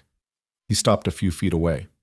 And most importantly, capable of carrying healthy children despite psychological stress. The room tilted. You want to breed me? The words tasted like poison. My father wants an heir. He's been pressuring me for years. The previous women couldn't. Lucien's voice was hollow. They broke before we got that far. But you're different. Resilient. You could survive pregnancy, survive motherhood, survive me. Camille couldn't breathe. So this whole time, everything, the therapy, the vulnerability, the promises to try, strategy. All of it strategy. Lucien looked destroyed but kept talking. Make you feel safe enough to stay. Lower your defenses, get you emotionally invested so you wouldn't leave when things got hard. The attack last night? Real. That was real, but convenient timing. His voice dropped. I didn't plan it, but I used it. Made myself your protector, your savior, strengthened the trauma bond. Every word was a new wound. Do you even... Camille couldn't finish the question. Feel anything for you? Lucian's laugh was bitter. That's the problem. I wasn't supposed to. This was supposed to be clinical, controlled. But somewhere between the planning and the execution, I actually fell in love with you. That's not love. That's obsession. I know. He took a step closer. But it's all I have. Camille backed away. Stay away from me. Camille, no. Her voice was shaking now. You don't get to say my name. You don't get to touch me. You don't get to pretend any of this was real. It is real. Now. That's what makes it worse. Worse for who? Camille was crying and hadn't realized it. You got exactly what you wanted. A wife who can't leave. A mother for your children. A target successfully acquired. I know I can't fix this. You're right. You can't. Camille grabbed her bag, started throwing clothes inside.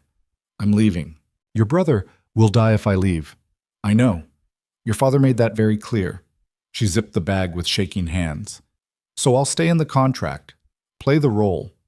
But I'm done pretending this is anything except what it is. A business transaction where I'm the product. Lucien looked like she'd shot him. Where are you going? Guest room, separate space. Like it should have been from the beginning. She hefted the bag. Don't follow me. Don't talk to me unless absolutely necessary. And don't ever touch me again. She made it 3 steps before Lucian's voice stopped her. I'm sorry. Camille turned slowly, looked at the man who'd systematically dismantled her life while making her think she was falling in love. You're not sorry for doing it, she said quietly. You're sorry I found out. There's a difference. Then she walked out, leaving Lucien standing in the wreckage of his own manipulation. The guest room was smaller, colder, perfect. Camille locked the door and sat on the bed with her phone in shaking hands. She should call someone. Dr. Hahn, maybe. Or the police. Or the American embassy. But Victor's words echoed in her mind. If you become more trouble than you're worth, accidents happen. She was trapped. Completely, utterly trapped. By a contract she'd signed to save Micah. By an amendment that gave Victor legal power over her life. By surveillance she couldn't escape and threats she couldn't fight. And by her own stupidity in thinking any of it had been real. Camille lay down fully clothed and stared at the ceiling. Somewhere in another room, she could hear Lucien moving around, restless, probably hating himself. Good. He should hate himself. They both should. Because somewhere along the way, between manipulation and survival, she'd actually fallen for the monster. And now she had to figure out how to survive him while carrying his children. The thought made her want to vomit again. Instead, she closed her eyes and tried to remember who she'd been before Seoul, before Lucien, before she'd traded her brother's freedom for her own destruction. But that girl felt like a stranger now. And Camille wasn't sure she'd ever find her way back. Camille woke to someone pounding on the guest room door. Mrs. Vane, a guard's voice. Urgent. You need to come out. Now. She sat up, disoriented. Sunlight streamed through the windows. She'd fallen asleep in her clothes, phone still clutched in one hand. Her eyes felt swollen from crying. What time is it? Her voice came out hoarse. 7 a.m. Mr. Vane is requesting your presence in the main room. It's important. Camille wanted to tell him to go to hell, wanted to stay locked in this room forever. But curiosity and survival instinct won over pride. She opened the door. The guard's face was professionally blank, but she caught tension in his shoulders. Something was wrong. In the main room, Lucien stood by the windows fully dressed in a black suit, looking like he hadn't slept at all. Dark circles shadowed his eyes. His jaw was rigid with exhaustion or stress, or both. He turned when she entered. We have a problem. We have several problems, Camille said coldly. Soo Min Choi was found dead this morning, execution style, single bullet to the head. Lucien's voice was flat. My father's declaring victory over the Choi family, which means the war is over, Camille finished. No, it means the real war is about to start. He pulled up something on his tablet and showed her. News footage of police outside a luxury apartment building, crime scene tape, flashing lights. The Choi organization won't accept Soo Min's death quietly, Lucien continued. They'll retaliate, hard, and you're still the easiest target. Camille's stomach dropped. So what? We stay here forever? No. We go on a fence. He set down the tablet. I've spent the last 4 hours making calls, building alliances, calling in favors. I'm staging a coup against my father. The words hung in the air like a bomb mid-fall. You're what? Taking over the family business, forcing him out. It's the only way to keep you safe. Lucian's eyes were hollow. I know you hate me. I know I've destroyed any chance of you trusting me again, but I need you to survive long enough for me to fix this. Camille laughed bitterly. Fix this? You can't fix this. I can remove the threat. Without my father controlling everything, the contract becomes meaningless. Your brother stays safe because I'll personally guarantee it. And you, he swallowed hard. You'll be free to leave once the year is up. No surveillance, no threats, no manipulation. Why would you do that? Because I love you enough to let you go. His voice cracked. Even if it kills me. Camille wanted to believe him, wanted to think he was capable of that kind of selflessness. But she'd seen the messages, knew the truth about who he really was. When? She asked. Tonight. I've called a family meeting. The major players will be there. I'm going to present evidence of my father's failures, his declining control, his liability to the organization. Lucian moved closer but stopped several feet away, respecting the distance she'd demanded. Then I'm taking his throne. He'll kill you. Maybe.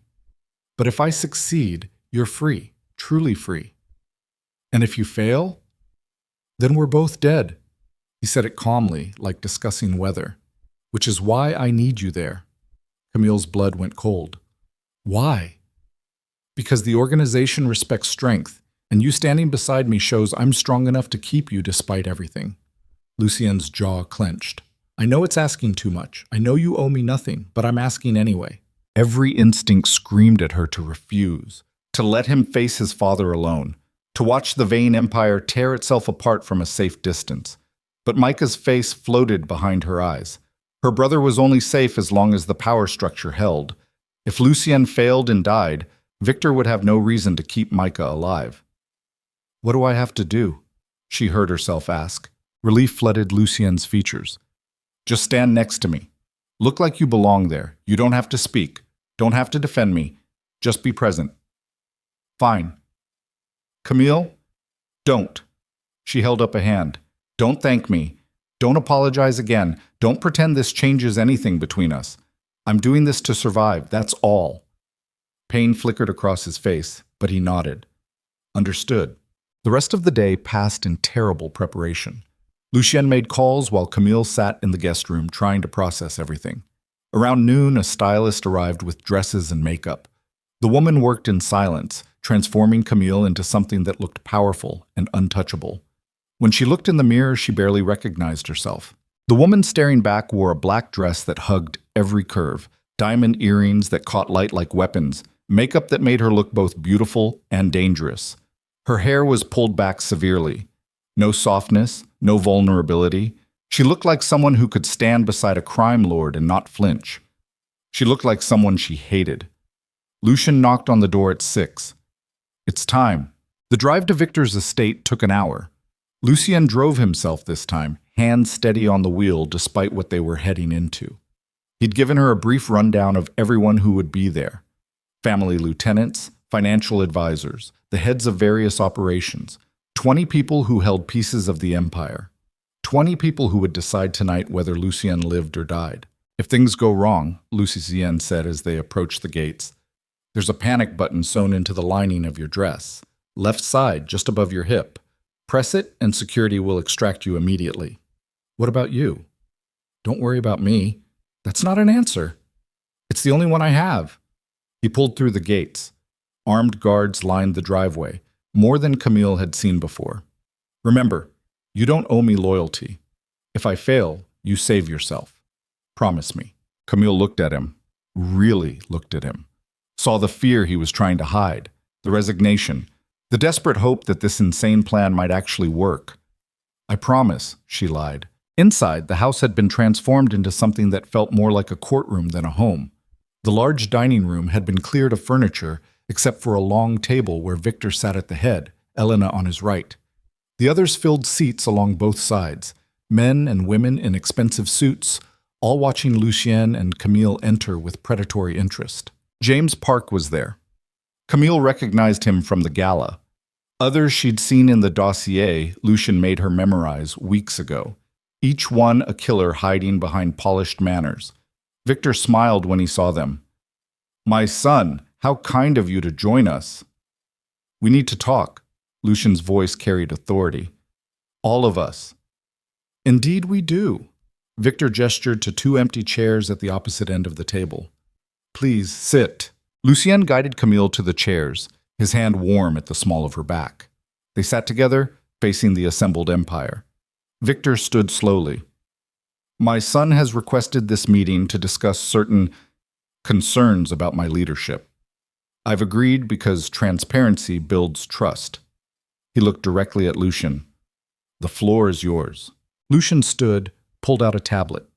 "For the past 6 months, our profit margins have decreased by 18%. Shipments have been intercepted at triple the normal rate. 3 of our largest clients have moved to competitors, and the war with the Choi family cost us $12 million in significant political capital." He swiped through data on the tablet, projecting financial reports onto the wall screen. "The organization is bleeding, and it's bleeding because my father's strategies are outdated. He operates like it's still 1995. But the world has changed. Law enforcement has changed. The competition has changed." Lucien's voice was steady. "We need new leadership. Someone who understands modern operations. Someone who can rebuild what's been lost." Victor listened calmly. When Lucien finished, he smiled. "An impressive presentation. Clearly, you've been preparing for this moment." He walked slowly around the table. "Tell me, son, when you take over, what becomes of me?" "Retirement. A villa in Spain. A generous pension. You live comfortably for the rest of your life, away from the business. And if I refuse?" "Then the board votes." Lucien gestured to the assembled group. "Majority rule. If they want you out, you're out, peacefully or otherwise." The room went absolutely silent. Victor stopped walking, looked at each person at the table in turn. When he spoke, his voice was soft but carried like thunder. "My son thinks I'm weak, outdated, a liability." He turned to face Lucien. "He thinks he can take what I built with his spreadsheets and his American wife and his therapy sessions." He moved closer. "But here's what my son doesn't understand. This empire isn't built on profit margins. It's built on fear, respect, blood." Victor's eyes were ice. "And none of you will vote against me because you know what I'm capable of." "Then you're afraid of a fair vote," Lucien said calmly. "I'm confident in my position." "Prove it." The challenge hung in the air. Victor's smile widened. "Very well, let's vote. All those in favor of my retirement, raise your hands." Silence. Nobody moved. Camille felt cold spreading through her chest. This was it.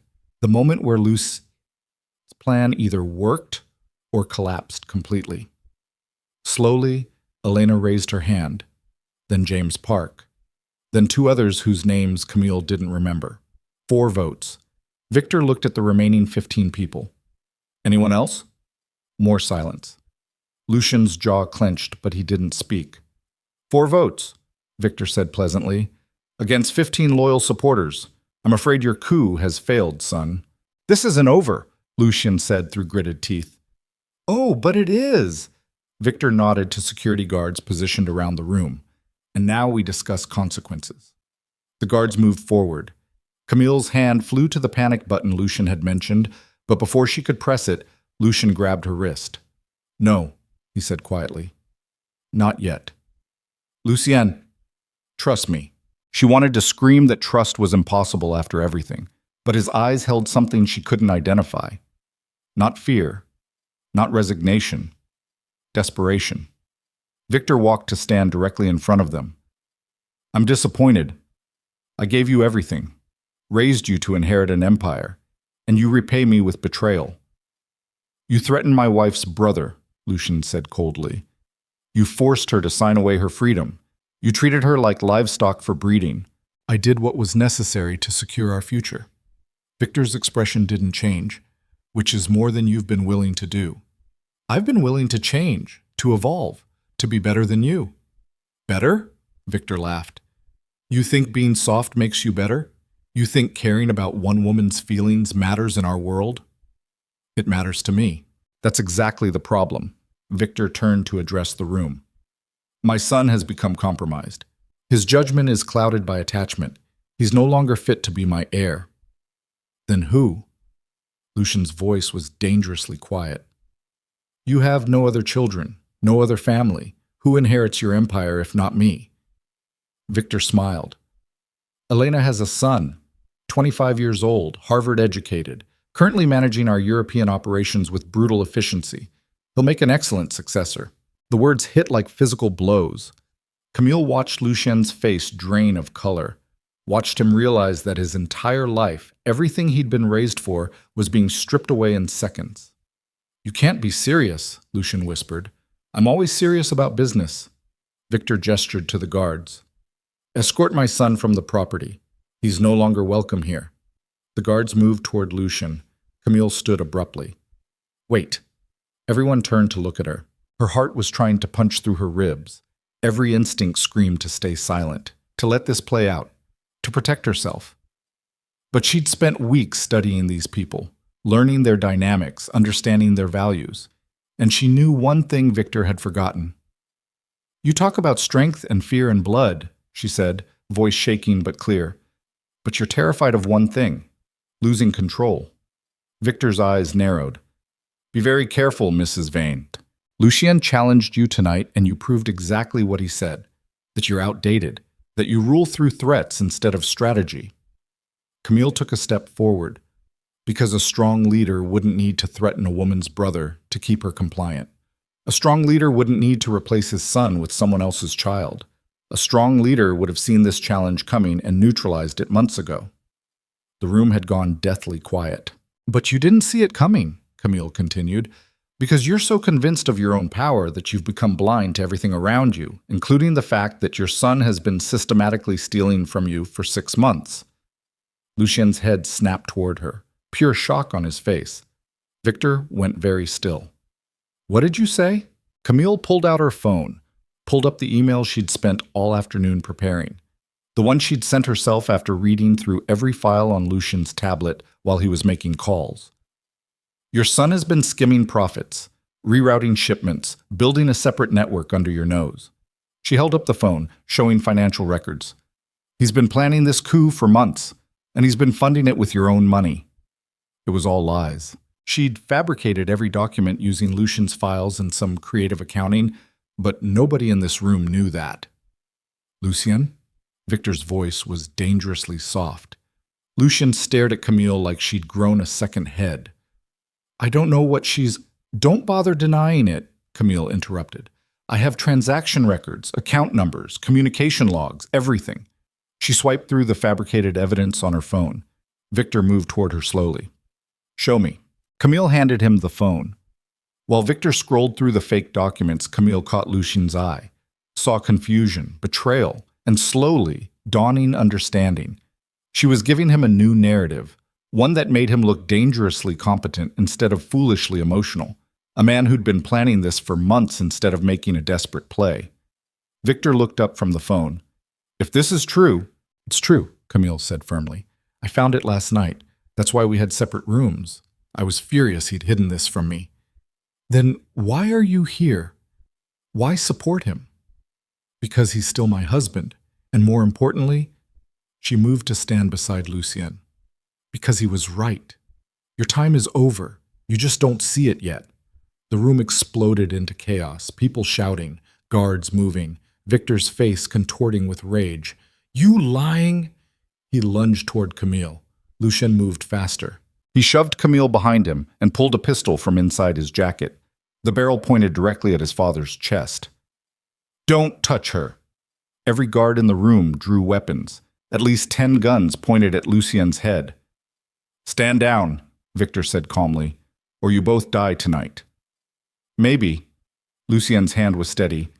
But I'm fast enough to kill you first, and we both know it. Father and son stared at each other across 3 feet of distance and 30 years of poison. You don't have the balls, Victor said softly. Try me. Time seemed to stop. Camille could hear her own heartbeat, could feel adrenaline singing through her veins, could see the exact moment Victor realized his son might actually pull the trigger. "Lower your weapons," Victor said to the guards. Nobody moved. "I said lower your weapons." Steel in his voice now. Slowly, guns lowered. Lucien didn't lower his. "Here's what's going to happen," he said quietly. "I'm walking out of this house with my wife. You're going to let us leave. And tomorrow morning, we're going to have a real conversation about transition of power. And if I refuse, then I release every file I have on your personal accounts, your offshore holdings, your tax fraud, your money laundering operations." Lucian's voice was ice.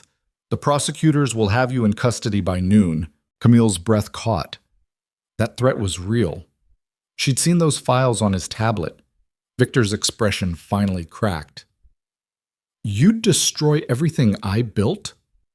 To protect her?" "Yes, without hesitation." The admission hung in the air like smoke. Victor looked at his son with something that might have been pride or disgust or both. "Get out," he said finally.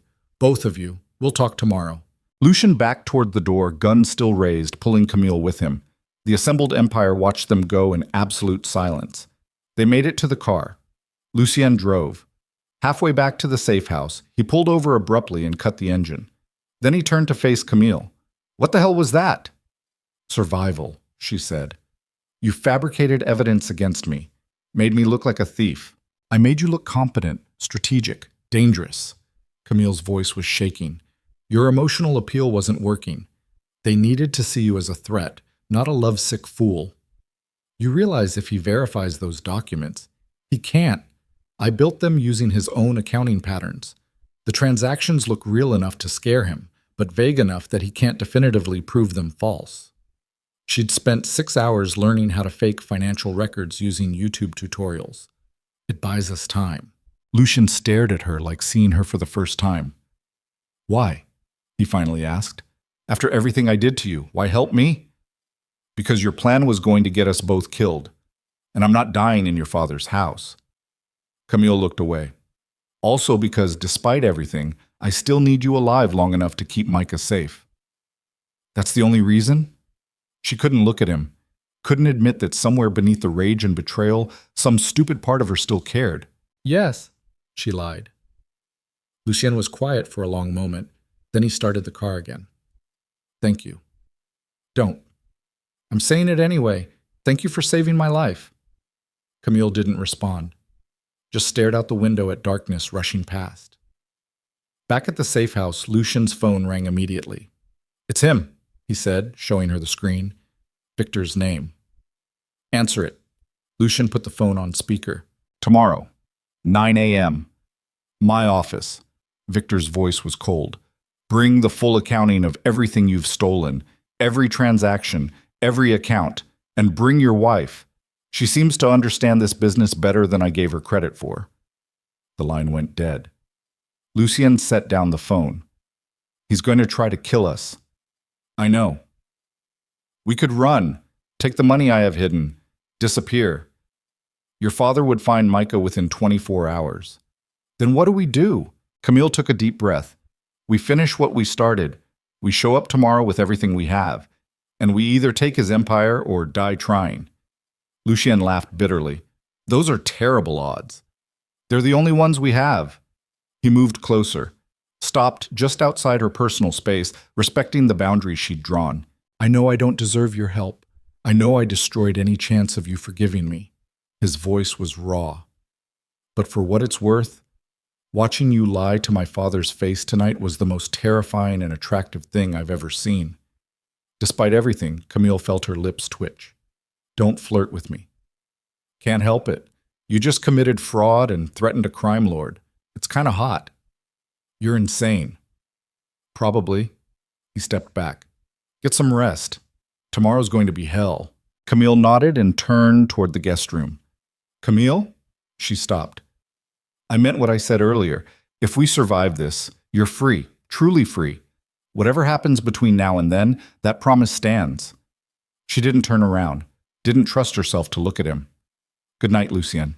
In the guest room, Camille sat on the bed with shaking hands and pulled up Micah's number.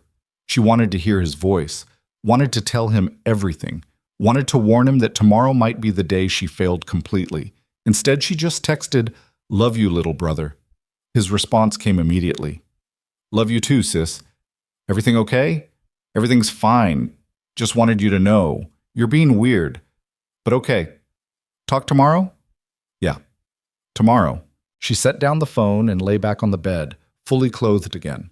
Tomorrow they would face Victor with fabricated evidence and desperate lies. Tomorrow they would either take control of a criminal empire or die trying. Tomorrow would decide everything. Camille closed her eyes and tried to sleep, but all she could see was the moment Lucien had pointed that gun at his father. The moment she'd realized he really would burn everything down to protect her. The moment she'd understood that despite the manipulation and lies, some part of what they had was actually real. And that terrified her more than anything Victor could do. Because loving someone who'd systematically destroyed your life was the ultimate trap. And Camille was beginning to think she might never escape. Camille didn't sleep. She lay in the guest room bed watching shadows crawl across the ceiling, listening to Lucien pace in the main room like a caged animal, counting down to slaughter. Around 4 in the morning, his footsteps finally stopped. She heard his door close, heard the shower run for 20 minutes. By the time dawn broke over the mountains, she'd made peace with the possibility of dying today. Strange how that clarity felt almost liberating. She showered and dressed in the same black dress from last night, the one that made her look like someone who belonged in this world.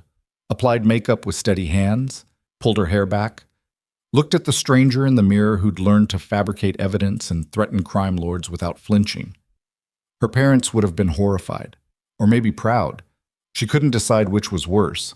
Lucien was already in the kitchen when she emerged, dressed in a charcoal suit, looking like he'd aged 10 years overnight. 2 cups of coffee sat on the counter. He slid one toward her without a word. They drank in silence while morning light turned the mountains gold. "I have the real files," Lucien said finally. "Everything I threatened him with last night. Tax fraud, money laundering, offshore accounts. It's all documented." "Will that be enough? To destroy him legally? Yes. To make him surrender peacefully?" He shook his head. "No. He'd rather burn the empire to ashes than hand it over." "Then what's the play?" Lucien set down his cup, met her eyes. "We walk in there with leverage so devastating he has no choice but to negotiate, and we pray he values his freedom more than his pride." "That's not a plan. That's hope." "It's all I have left." He moved closer, stopped just outside her space. Last chance to walk away. Press that panic button. Let me handle this alone. Camille thought about Micah, safe in San Francisco. Thought about the contract binding her to this man. Thought about the lies and manipulation and systematic destruction of her autonomy. Thought about Lucien standing in that doorway covered in blood, looking at her like she was the only thing worth saving. "No," she said quietly. "We finished this together." Something like relief flooded his face. "Thank you." "Stop thanking me. I'm not doing this for you." "I know." But the way he looked at her said he knew that was a lie. The drive to Victor's estate felt like driving toward execution. Lucien's hands were steady on the wheel, but she could see tension in his jaw, could see him running scenarios behind his eyes, calculating odds, preparing for violence. "If he tries to kill us," Camille heard herself say, "what's the exit strategy?" "There isn't one." Lucien's voice was flat. "If he decides we die today, we die. But he won't decide that unless he thinks we're bluffing about the evidence. And if he calls the bluff, then we release everything to the prosecutors and hope they move faster than his assassins." Camille's stomach twisted. "Those are terrible odds." "I know." He glanced at her. "I'm sorry I dragged you into this. You've been saying that a lot. Because it keeps being true." They pulled through the gates at 8:55. Armed guards lined the driveway again, more than yesterday. Camille counted at least 20 visible positions, probably more hidden. This was a show of force. Victor wanted them to understand exactly how outmatched they were. Inside, they were escorted not to the dining room, but to Victor's private study. Smaller space, more intimate, more dangerous. Victor sat behind his desk like a king on a throne. Elena stood by the windows. 2 guards flanked the door. No audience this time, just family. "Sit," Victor said. Lucien remained standing. "We prefer to stand." "I wasn't asking." Victor's voice carried that edge that meant violence was close. Sit down. Lucien guided Camille to the two chairs facing the desk. They sat. Victor leaned back, studying them both. I've spent the night reviewing your supposed theft, checking accounts, tracking transactions. And? Lucien's voice was steady. And I found something interesting. Victor pulled out a folder. The documents your wife showed me last night? They're sophisticated forgeries, very good ones. Almost fooled my accountants. He smiled without warmth. Almost. Camille's blood turned to ice. Beside her, Lucien went absolutely still. However, Victor continued, while investigating those fake transactions, I did find something real. You've been moving money. Not stealing exactly, but building a separate network. Smaller than what your wife claimed, but substantial nonetheless. He slid the folder across the desk. $7 million over 18 months, funneled through shell corporations into accounts I don't control. Care to explain? Lucien didn't touch the folder. Emergency fund, in case I needed to disappear. Disappear from what? You. The word dropped like a stone. I've been planning my exit since I was 23 years old. The money, the network, the connections. All of it built slowly so you wouldn't notice. Victor's expression didn't change. And last night was supposed to be my clean break. Take over the organization or force you into retirement so I could rebuild without your shadow hanging over everything. Lucien leaned forward. But you're too paranoid to let that happen peacefully. Paranoia kept me alive for 50 years. Paranoia is destroying your empire. Lucien's voice was cold. You've lost clients, lost territory, lost respect. The Troy War was a disaster. Your strategies are outdated, and everyone knows it except you. Bold words from a man sitting in my office surrounded by my guards. The guards won't save you from the prosecutors. Lucien pulled out his phone, pulled up files. I have documentation of every illegal transaction you've made in the last decade. Tax evasion, money laundering, racketeering, conspiracy to commit murder. He set the phone on the desk. I release this, and you spend the rest of your life in prison. Victor looked at the phone, then at his son. Then he laughed. You think I'm afraid of prosecutors? I own half of them. The other half can't touch me without evidence that will never surface in court. He pushed the phone back. Your leverage is meaningless. Then why are we still alive? Camille heard herself ask. Everyone turned to look at her. If the evidence is meaningless, if we're no threat, why haven't you killed us already? She kept her voice level. You had all night, had guards everywhere, had every advantage, but we're still breathing. Victor's eyes narrowed. Careful, Mrs. Vane. You're stalling, Camille continued, trying to figure out if we have a backup plan, trying to determine if killing us creates more problems than keeping us alive. She stood slowly, which means you're afraid, not of prosecutors, of something else. I'm not afraid of anything. Liar. The word came out before she could stop it. The room went deathly quiet. One of the guards moved forward, but Victor held up a hand. Explain yourself. Camille's heart was trying to break through her ribs, but she kept her voice steady. Last night, Lucien pointed a gun at you, and you blinked. For just a second, I saw it. Fear that your own son might actually kill you. Fantasy. No, reality. She moved around the desk slowly, approaching Victor like approaching a wounded predator. Because deep down, you know you created something you can't fully control.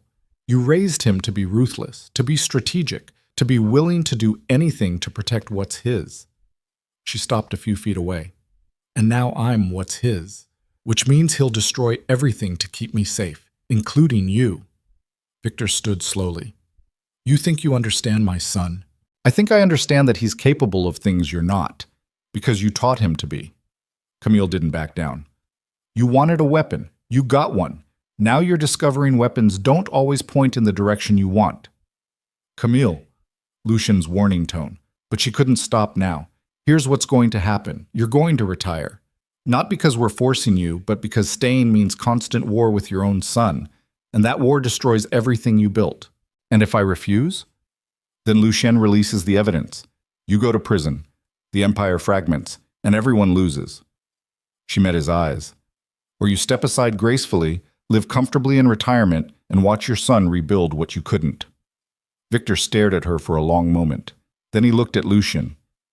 Is she always this bold? Only when she's terrified, Lucien said quietly. She hides it well. Victor moved back to his desk, sat down. You chose better than I thought. She's got spine. I know.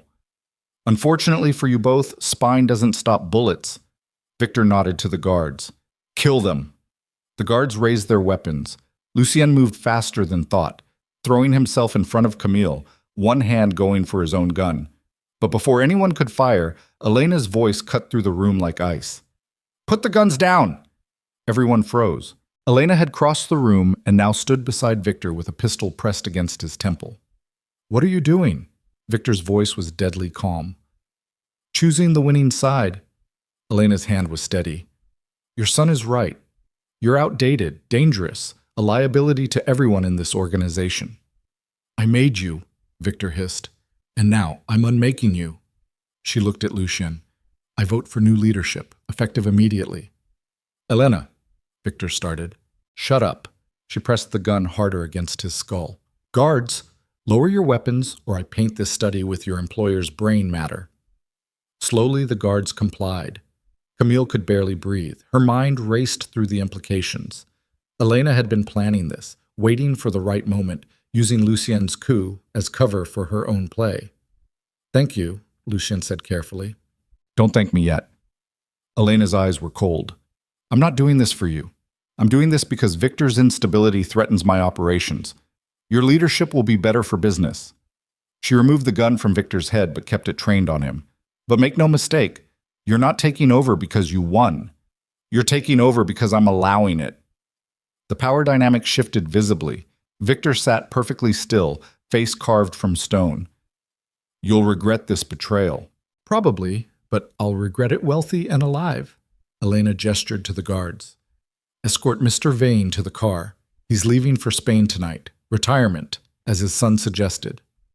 I'm not going anywhere, Victor said. Yes, you are. Elena's voice was final. Because the alternative is I release my own evidence to the prosecutors. And unlike your son's files, mine will definitely stick. Victor's eyes widened slightly. You wouldn't test me. For the first time since Camille had met him, Victor Vane looked genuinely afraid. You'll destroy everything I built, he whispered. No, I'll let your son rebuild it into something functional. Elena lowered her gun. You have 1 hour to pack, then you're on a plane. Refuse and you're dead by sunset. The guards moved forward, flanking Victor. He stood slowly, looking at Lucien with something that might have been pride or hatred or bitter acceptance. You really would have killed me, Victor said quietly. Yes, Lucien replied without hesitation. Good. Victor's smile was hollow. Maybe I did raise you right after all. Then the guards escorted him out, and he was gone.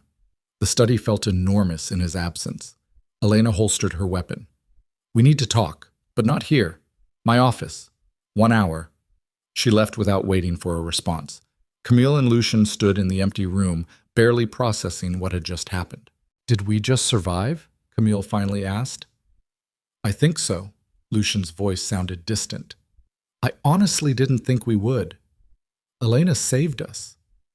Elena saved her own interests. We just happened to benefit.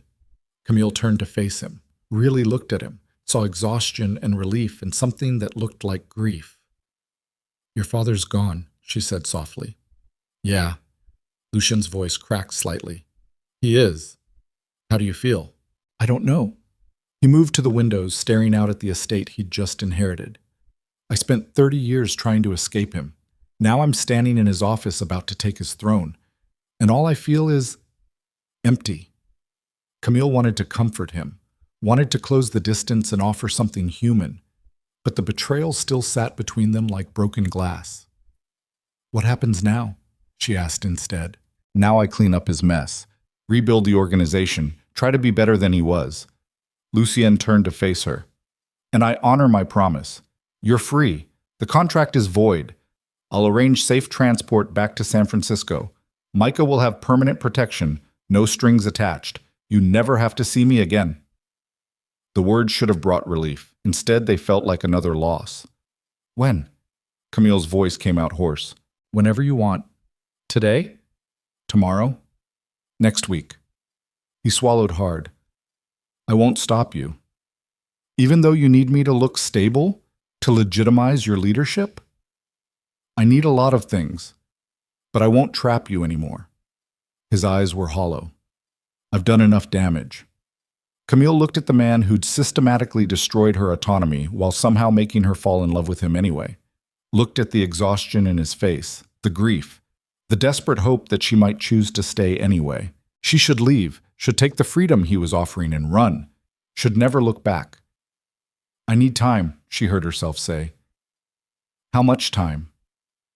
I don't know.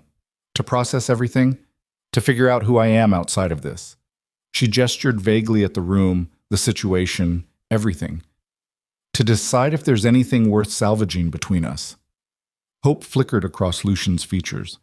That's not a no. It's not a yes either. I'll take it. He moved closer but stopped before touching her. I meant what I said. I love you. Not because you fit a profile, not because you're useful, because somehow, despite everything, you became the only real thing in my life. Tears burned behind Camille's eyes. Love isn't supposed to feel like drowning.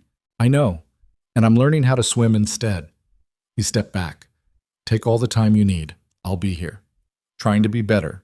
Trying to deserve a second chance I probably don't deserve. Before Camille could respond, his phone buzzed. Elena, he said, reading the message. Wants to meet now. They drove in silence to Elena's office. A different building, smaller, but just as heavily guarded. Elena waited in a conference room with documents spread across the table. Sit, she said, without preamble. They sat. Victor is on a plane to Madrid, Elena began. He won't cause problems because I have leverage he's not willing to test, but his removal creates a power vacuum that will invite challenges. I can handle challenges, Lucian said. Maybe, but you'll need allies. Elena slid documents toward him. These are agreements with the other major families. They'll respect your authority in exchange for certain concessions.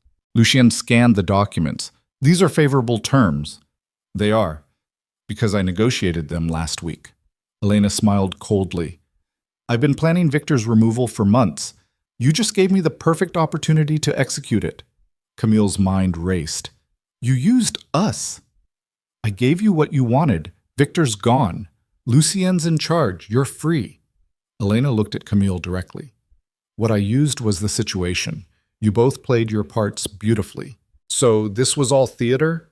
Lucian's voice was tight. Not all of it. The evidence against Victor is real. Your coup attempt was genuine. What I did was ensure the outcome I wanted. She stood. Now you owe me, and I will collect that debt when I need it. What kind of debt? Camille asked. The kind you'll hate paying, but you'll pay it anyway because the alternative is worse. Elena moved toward the door. Welcome to the real empire, Mr. Vane. It's uglier than you think. She left them alone with the documents and the growing understanding that they'd traded one cage for another. We're not free, Camille said quietly. We're just in a different trap. I know. Lucian's voice was hollow. But at least this one I might be able to navigate. And if you can't, then we burn it all down and start over. He looked at her. Together, if you'll stay. Camille wanted to scream that staying was insane, that she should run, that this world would destroy her eventually. But she'd learned something in the past months. She was stronger than she'd thought, capable of surviving things that should have broken her, capable of loving someone who tried to consume her and fighting back hard enough that maybe, just maybe, they could build something real from the wreckage. I need conditions, she said finally. Anything. Real therapy. For both of us. Not just going through the motions. Actually doing the work. Agreed. Boundaries. Real ones. I need space to rebuild myself outside of you. Done. And if I decide to leave at the end of the year, you let me go. No surveillance. No protection I didn't ask for. No finding excuses to stay connected. Lucien's face spasmed with pain, but he nodded. I promise. Then I'll stay. For now. Camille stood. But this isn't love yet. This is two broken people trying to figure out if they can fix each other without destroying what's left. That's more than I deserve. Yeah, it is. 6 months later, Camille stood in her library, the one Lucien had built for her, defending her dissertation over video call. The committee asked questions she answered automatically, mind only half present. When they finally announced she'd passed, she felt nothing, just exhaustion. She hung up the call and stared at her reflection in the dark window. Dr. Camille Vale. Psychology, PhD. Expert in trauma bonding and coercive relationships. Living inside a case study of everything she'd written about. The irony wasn't lost on her. Lucien appeared in the doorway holding champagne. Congratulations. Thanks. She took the glass but didn't drink. What's wrong? I spent 6 years studying how to escape situations like this, and here I am, still here. Lucien set down his own glass. You're not trapped anymore. Aren't I? Camille gestured around them. I live in a compound protected by armed guards. My brother has a security detail he doesn't know about. I attend meetings with criminals who smile while discussing murder. This is my life now. You could leave. I meant it when I said, I know what you said. She finally looked at him, really looked at him. Saw the changes 6 months had wrought. The therapy had carved away some of his sharp edges. He was learning to ask instead of demand, to step back instead of consuming, to love without suffocating. But the darkness was still there, would always be there. And some damaged part of Camille understood that darkness because she carried her own. I don't want to leave, she admitted quietly. That's what scares me. I should want to run, should want my old life back. But I don't. What do you want? Honestly, I don't know anymore. She moved to the windows. Seoul glowed beneath them like scattered embers. I'm not the person I was before. She's gone, and I don't know who I am now. Lucien came to stand beside her, close but not touching. You're someone who survived, who fought back, who became stronger than the situation trying to break her. Or someone who's been shaped by trauma into thinking this is normal. Maybe both. They stood in silence, watching the city breathe. I love you, Lucien said quietly. Not because I need you, not because you complete me or make me better, but because you're brilliant and fierce and refuse to disappear. He finally looked at her. And if loving me destroys you, I'll let you go, even if it kills me. Camille felt tears slide down her face. What if I'm already destroyed? Then we're destroyed together. He reached out slowly, giving her time to pull away. When she didn't, he brushed tears from her cheek. And maybe being destroyed isn't the end. Maybe it's just different. That's a terrible philosophy. I know. He smiled sadly. But it's all I have. Camille laughed through tears. Then she kissed him. Not because she'd forgiven him. Not because she'd forgotten what he'd done. But because somehow, between the manipulation and the survival and the slow, painful rebuilding, they'd become something real, something imperfect and damaged and honest. When they pulled apart, Lucien rested his forehead against hers. Stay, he whispered. Not because you have to. Because you want to. Camille thought about the contract that had expired 3 weeks ago. Thought about the freedom she could claim with a single word. Thought about the life waiting for her in San Francisco, safe, normal, free from violence and crime, and men who loved like forest fires. Okay, she heard herself say. I'll stay. Even though I'm a monster? Especially because you're a monster. She pulled back to look at him. Because I'm a little monstrous too. And maybe monsters are the only ones who can survive each other. 1 year later, Camille published a paper that revolutionized thinking about trauma bonding. It was raw and honest and clearly drawn from personal experience, though she changed every identifying detail. The academic world called it groundbreaking. Lucien called it terrifying. You're telling the entire field exactly how you were manipulated, he said, reading the manuscript. I'm telling them how I survived, Camille corrected. There's a difference. They were in their private library. She'd stopped thinking of it as his compound months ago, with Micah visiting from San Francisco. Her brother sat across the room, sketching in his notebook, oblivious to the conversation, or pretending to be oblivious. Micah knew some of what had happened. Not everything, never everything, but enough to understand his sister had fought through hell to save him. You okay, sis? Micah asked without looking up from his drawing. Yeah, just work stuff. Boring academic work stuff or interesting work stuff? Somewhere in between. He glanced at Lucien. You treating her right? Trying to, Lucien said honestly. Good. Because if you hurt her, I don't care how many bodyguards you have. I'll find a way. The threat would have been adorable if Micah hadn't looked dead serious. Lucien smiled. Noted. After Micah left for his hotel, he refused to stay at the compound, said it felt too much like a fortress. Camille and Lucien retreated to their bedroom. Their bedroom. Not separate rooms anymore. That had changed slowly, carefully, with 1,000 conversations about boundaries and consent and what it meant to share space without losing yourself. Your brother's good, Lucien said, undressing for bed. He is, thanks to you. Camille watched him from across the room. He doesn't know the real reason for the contract. And he never will. Let him think it was love at first sight. Was any of it love? At the beginning? Lucien paused. No. At the beginning it was calculation, strategy, acquisition. He met her eyes. But somewhere between the hotel bar and right now, it became real. And I couldn't tell you exactly when that happened, just that it did. Camille nodded slowly. She'd spent a year in therapy unpacking exactly this question. Her therapist, Dr. Hahn, ironically enough, had helped her understand that both things could be true. The manipulation was real. The love was real. They existed simultaneously, and accepting that paradox was the only way forward. I'm writing a book, she said suddenly. Lucien looked up. About what? About surviving coercive relationships. About trauma bonding. About how to rebuild yourself after someone systematically dismantles your autonomy. She moved closer. About how sometimes the person who breaks you is the only one who understands how to help put you back together, even if that's completely fucked up. That's a hell of a thesis. It's a hell of a life. He pulled her close. Will you include us? Anonymized, change details, but yes, the core of it. People will judge you. Let them. Camille rested her head against his chest, listening to his heartbeat. I spent too long caring what people think.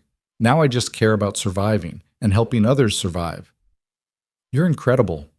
I'm traumatized. There's a difference. Maybe both. She smiled against his skin. You're stealing my lines. I learned from the best.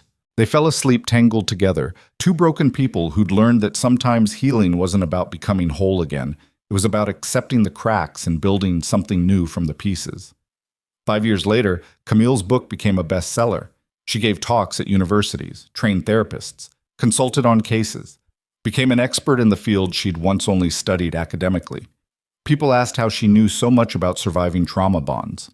She smiled and said she'd done extensive research. Nobody needed to know she'd lived every word. Lucien rebuilt his father's empire into something almost legitimate, still dangerous, still operating in gray areas, but no longer the monster Victor had created. He and Elena maintained an uneasy alliance. The other families respected his authority. Seoul's underworld found a new equilibrium, and through it all, Camille stood beside him. Not because she had to, not because she was trapped, but because she'd chosen to stay. They never had children. Camille made that decision after a year of therapy, and Lucien respected it without argument. Some broken things shouldn't be replicated. Some cycles needed to end. Instead, they built something else, a foundation that helped victims of domestic violence and coercive control. Funded therapy, provided safe housing, used the empire's resources to undo some of the damage empires like it had caused. Victor called it weakness from his villa in Spain. Camille called it evolution. On their 7th anniversary, counting from the contract signing, not the actual wedding, Lucien took Camille to the hotel bar where they'd first met. Why here? She asked, sliding into the same booth. Because I want to give you something. He pulled out a document. Divorce papers. Already signed on my end. Camille's breath caught. What? You were right. Love shouldn't feel like drowning. And I want you to know, really know, that you can leave any time. That nothing's trapping you here except your own choice. He pushed the papers toward her. Sign them if you want. I'll understand. Camille stared at the documents. Her signature line was blank. Freedom sat right there, requiring only a pen. She thought about the girl who'd flown to Seoul 7 years ago, desperate and alone. Thought about the woman she'd become, harder, wiser, scarred, but unbroken. Thought about the man across from her who'd tried to consume her and somehow learned to love her instead. "No," she said finally. "No? I'm not signing." She pushed the papers back. "Not because I'm afraid to leave, but because I'm choosing to stay. Actively, deliberately, despite everything." Lucien looked like she'd given him the world. "Why?"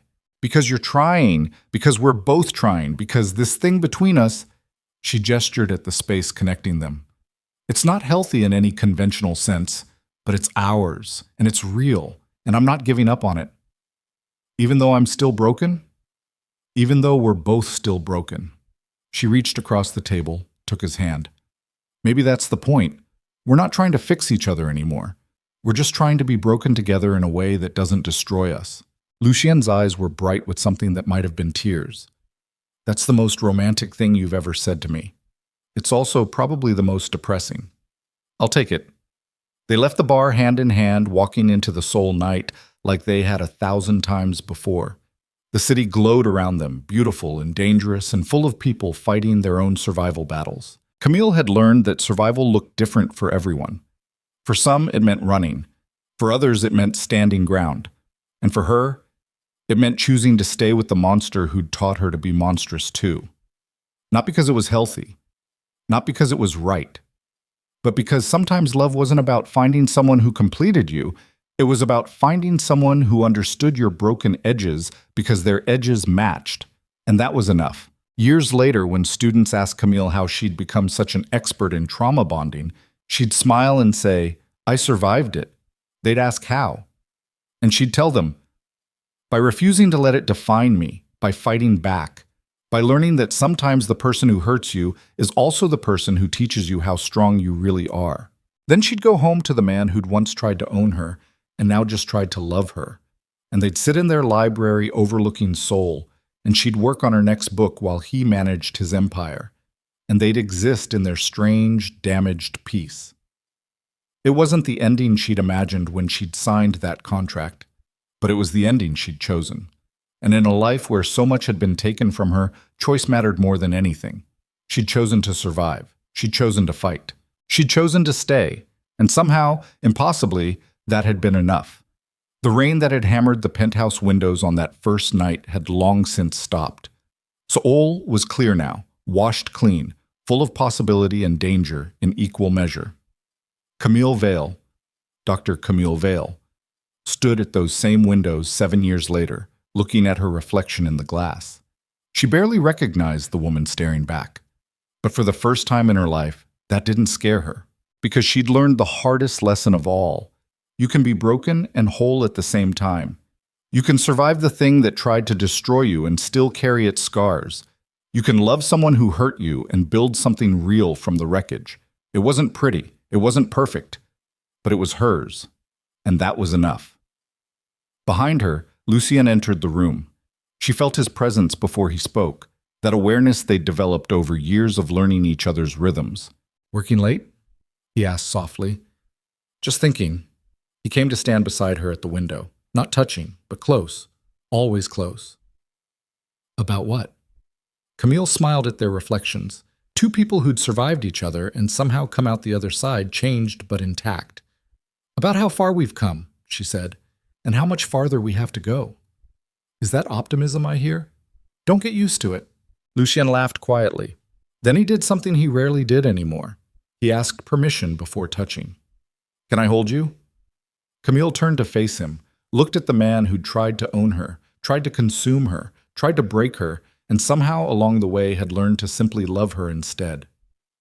"Yeah," she said softly. "You can." He pulled her close, and they stood like that while Seoul breathed beneath them, two broken people who'd learned that sometimes the only way to survive was to hold on to each other and refuse to let go. It wasn't a fairy tale ending. It was better. It was real. And in a world full of pretty lies, reality was the most precious thing they'd found. The story didn't end there, of course. Stories like theirs never really end. They just continue evolving, growing, changing shape as the years pass. But if endings were required, if someone demanded to know how it all turned out, the answer was simple.